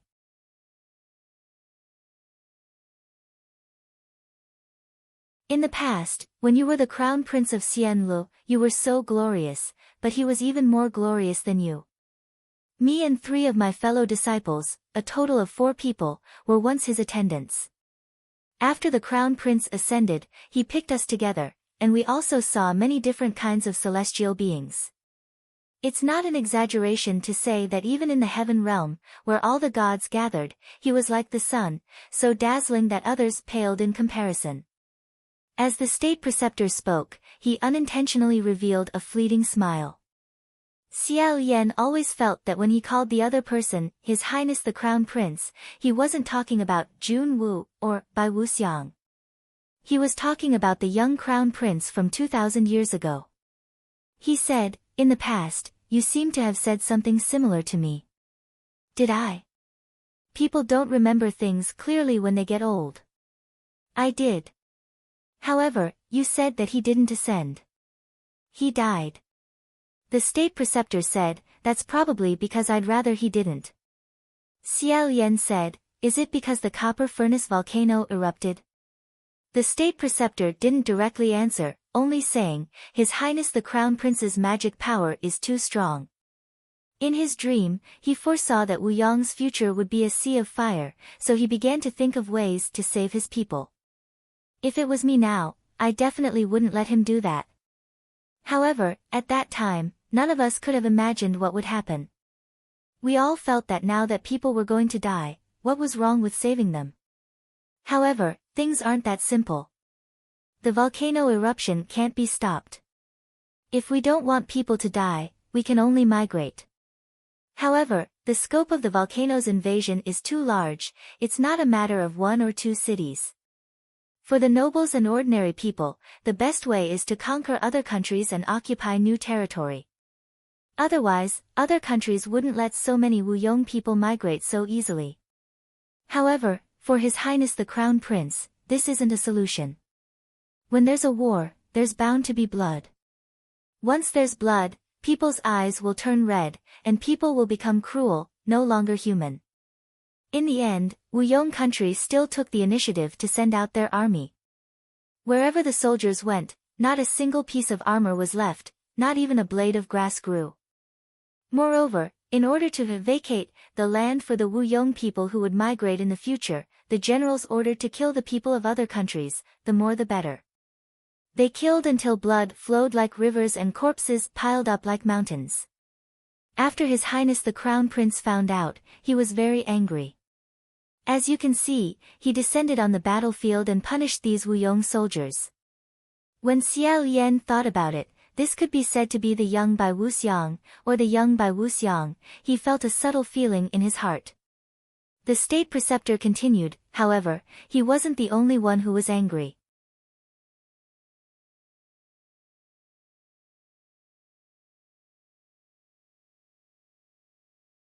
Many heavenly officials have long coveted this territory and believers, so. Xiao Yan understood.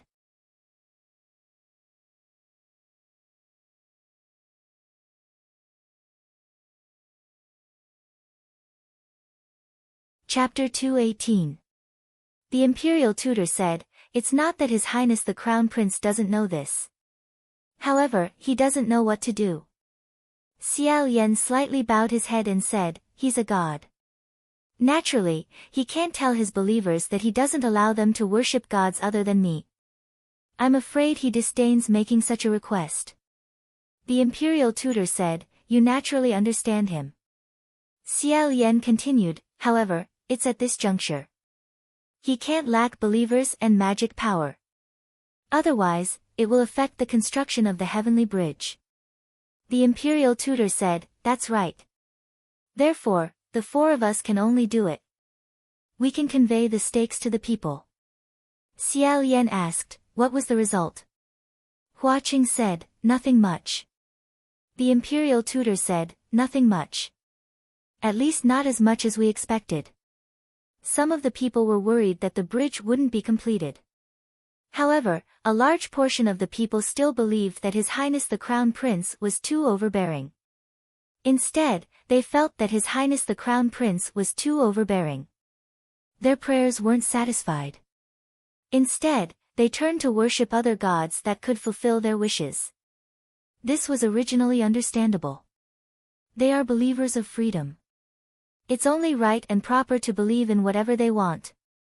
It's not that he didn't want to satisfy everyone. But he really. Xiao Yan sighed and said in a low voice. He wanted to, but he couldn't. The imperial tutor continued, after His Highness the Crown Prince found out about this, he stopped us. He said that if they wanted to leave, then leave. Even if we forced them to stay, they wouldn't truly believe him. Indeed, although we warned him again and again, the hearts of his believers had already scattered. Even if they came back, they weren't sincere enough. The power of their faith wasn't as strong as before. It was just perfunctory. Xiao Yan said, he couldn't get angry at his believers. He also wasn't willing to ask other heavenly officials for help.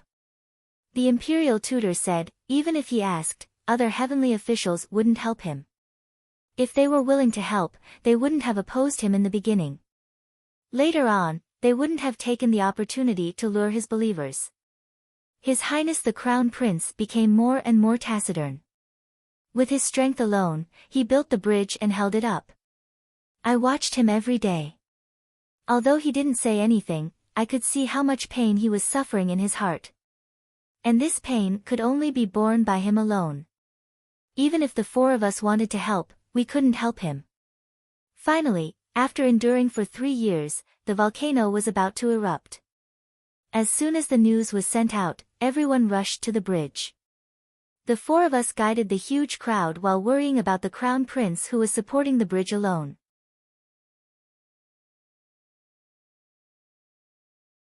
The imperial preceptor sighed, in the past, we never worried that he couldn't do anything, but at that time, we actually began to worry about him.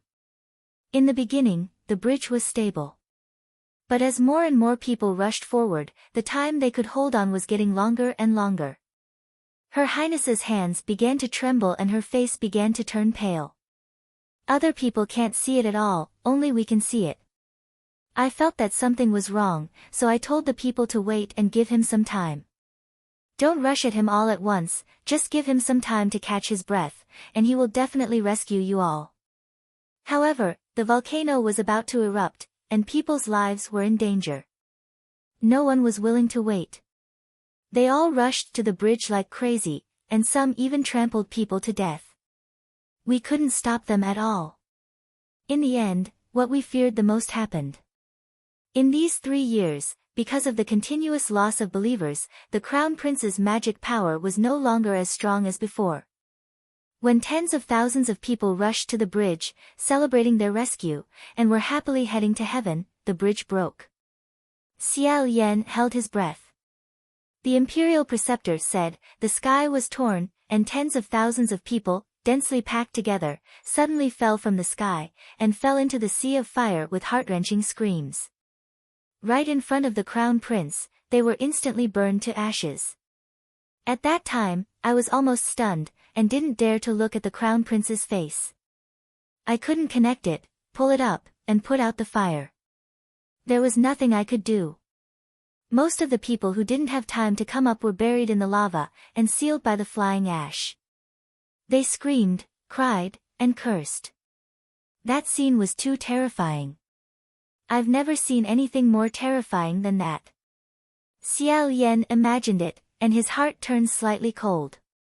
The imperial preceptor continued. The bridge broke. The Wuyong Kingdom people also went crazy. They set fire to the crown prince's palace, pulled down his statue, stabbed his heart with a knife, and scolded him for being a useless thing, a bullshit god. He was a god, and a god should be incomparably powerful. A god can't fail. But he failed. So, he couldn't sit on it anymore. The heavenly officials have been waiting for this moment for a long time. They said, "We told you, that won't do. You've caused too much trouble, and we have no choice but to ask you to go down." And the crown prince asked a very stupid question. He asked, "Why didn't you help me?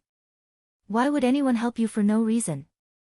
Moreover, if he successfully helped the Wuyong Kingdom through this disaster, wouldn't he be invincible in the heavenly realm? So, it really was a very stupid question. I think he knew this, but he still asked. Of course, no one answered him. The crown prince was demoted. He fell back to the human world, and was no longer a god, nor was he the crown prince.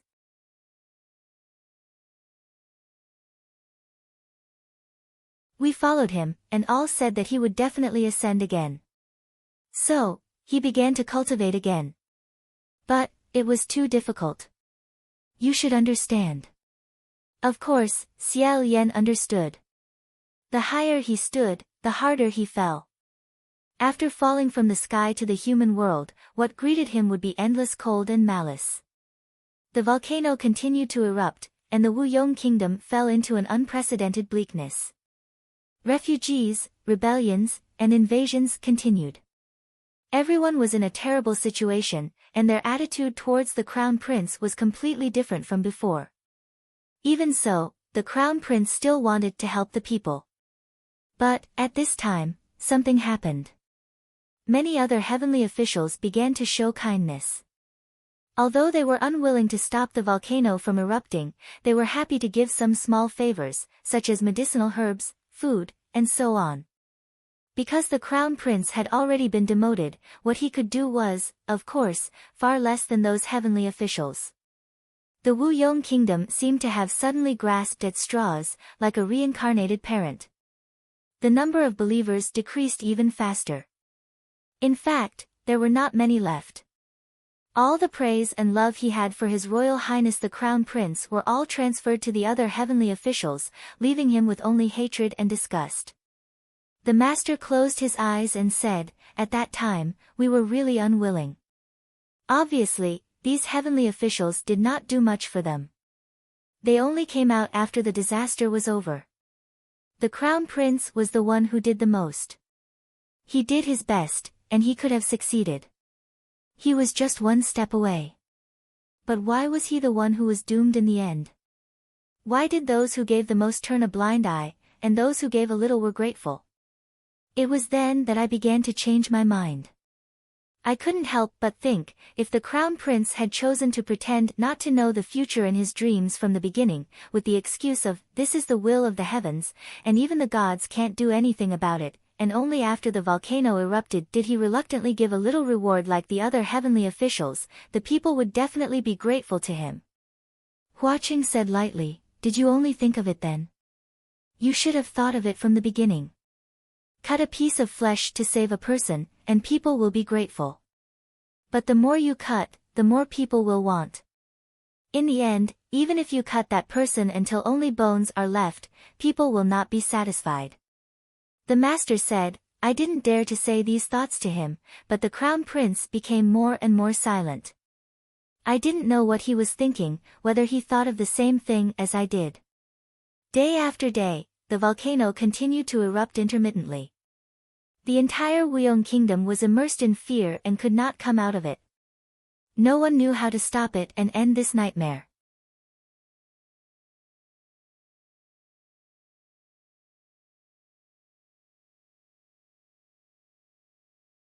Nothing could hurt his face.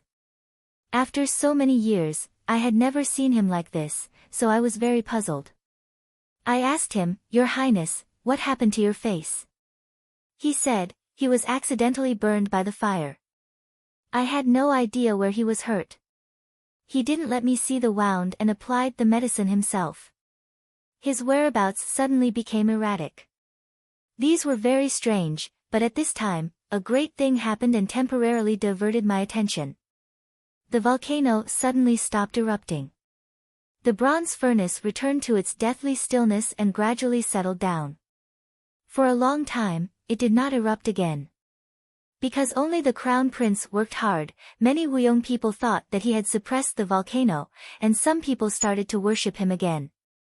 The crown prince's path of cultivation also became smooth. At least, no one insulted or threw stones at him anymore. People gradually started to smile at him again. But I still feel that something is wrong. Many things are wrong. Although my 3 friends have different personalities, I more or less understand them. They shouldn't have just left and ignored me. Even if they were really angry at the crown prince, they shouldn't be angry at me. The most wrong thing is still the crown prince's face.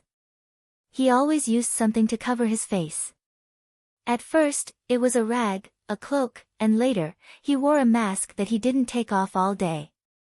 Sometimes I wonder if this person isn't the crown prince at all, but someone else pretending to be him. Because the way he speaks, the way he does things, and even his personality, they all changed. Sometimes he would be amiable, sometimes he would suddenly fly into a rage. Once, he was alone in his room and smashed all the mirrors. I don't know where he was bleeding, but he was drenched in blood. What was more frightening was that I often heard some strange sounds. Xiao Yan asked, "What sounds?" The master said, "Sometimes, in the middle of the night, there would be sounds coming from the crown prince's room. It seemed like a few people were whispering and quarreling. But when I went in to look, there was only one person in the room. After a few times, the crown prince told me not to enter his room. One night, I heard those strange sounds again. And this time, I discovered that it seemed to be the voices of my 3 friends. I really couldn't bear it anymore. I thought to myself, could it be that they secretly came back? Why are they hiding it from me?" Thus, I got up and ran to the crown prince's room. What was strange was that there really was no one else in the room. Only the crown prince was lying on the bed, and he didn't take off his mask. I stood there and listened for a while. Then, I discovered that the sounds seemed to be coming from the crown prince's room. To be more accurate, it was coming from under his mask. I slowly walked to the crown prince's bedside.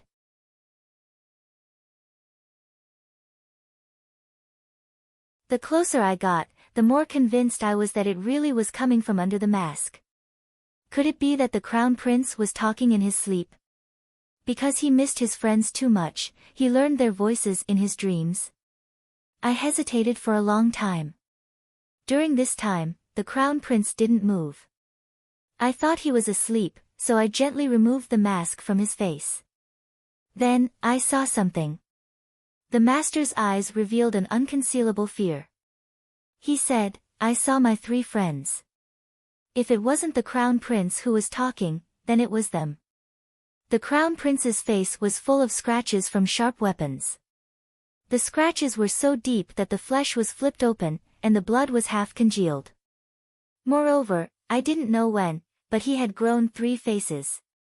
The mouths were all moving, opening and closing. It was their faces.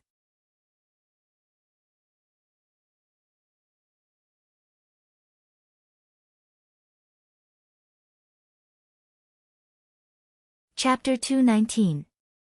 The imperial tutor did not answer him. He was completely immersed in the horror that the scene had brought him, which still hadn't dissipated. He said, "Those human faces have not seen the light for a long time. Even if it was just the moonlight at night, they could not stand it." I suddenly took the mask away. They seemed to be shocked. They all narrowed their eyes and did not speak. But after a while, they saw that it was me. They began to shout my name. I was shocked. As I said before, I have never seen a more terrifying scene than tens of thousands of people falling from the sky and burning to death in a sea of fire. But the scene in front of me at that time was a million times more terrifying than that. My hand holding the mask could not stop trembling. If not for the fact that my entire body was already stiff, the mask would have fallen and woken up the Crown Prince. And those three human faces seemed to be eager to say something to me. Their mouths opened and closed even more violently.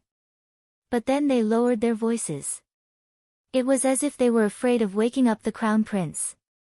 I saw their appearance and was disgusted and afraid, but I could not help but want to know what they wanted to tell me. So I bent down and held my breath. I leaned close to the Crown Prince's face to listen. I was too close.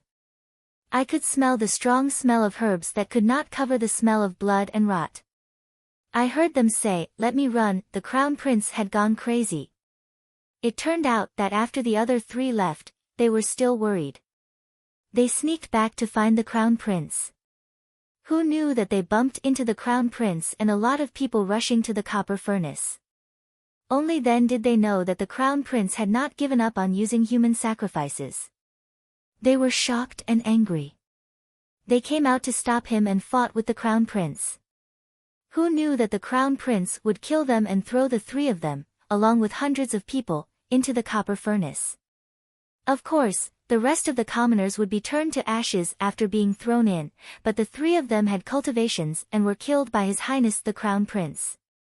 Their resentment was extremely deep, and their souls actually used this kind of method to parasitize his body. Every day, they angrily chattered at him, wanting to stop his actions. I listened, feeling terrified and confused. I did not know what to do. What was terrifying? I couldn't tell if it was the Crown Prince or the three things on his face that were scarier. At this time, I felt a hand on my head. My scalp went numb. I slowly raised my head and saw the Crown Prince. I don't know when he woke up. He and the three faces on his face, a total of 4 pairs of eyes, were all looking at me. The expressions of the human faces changed even more, twisting and tearing the wounds on his face. A lot of blood flowed down. He stared at me for a long time.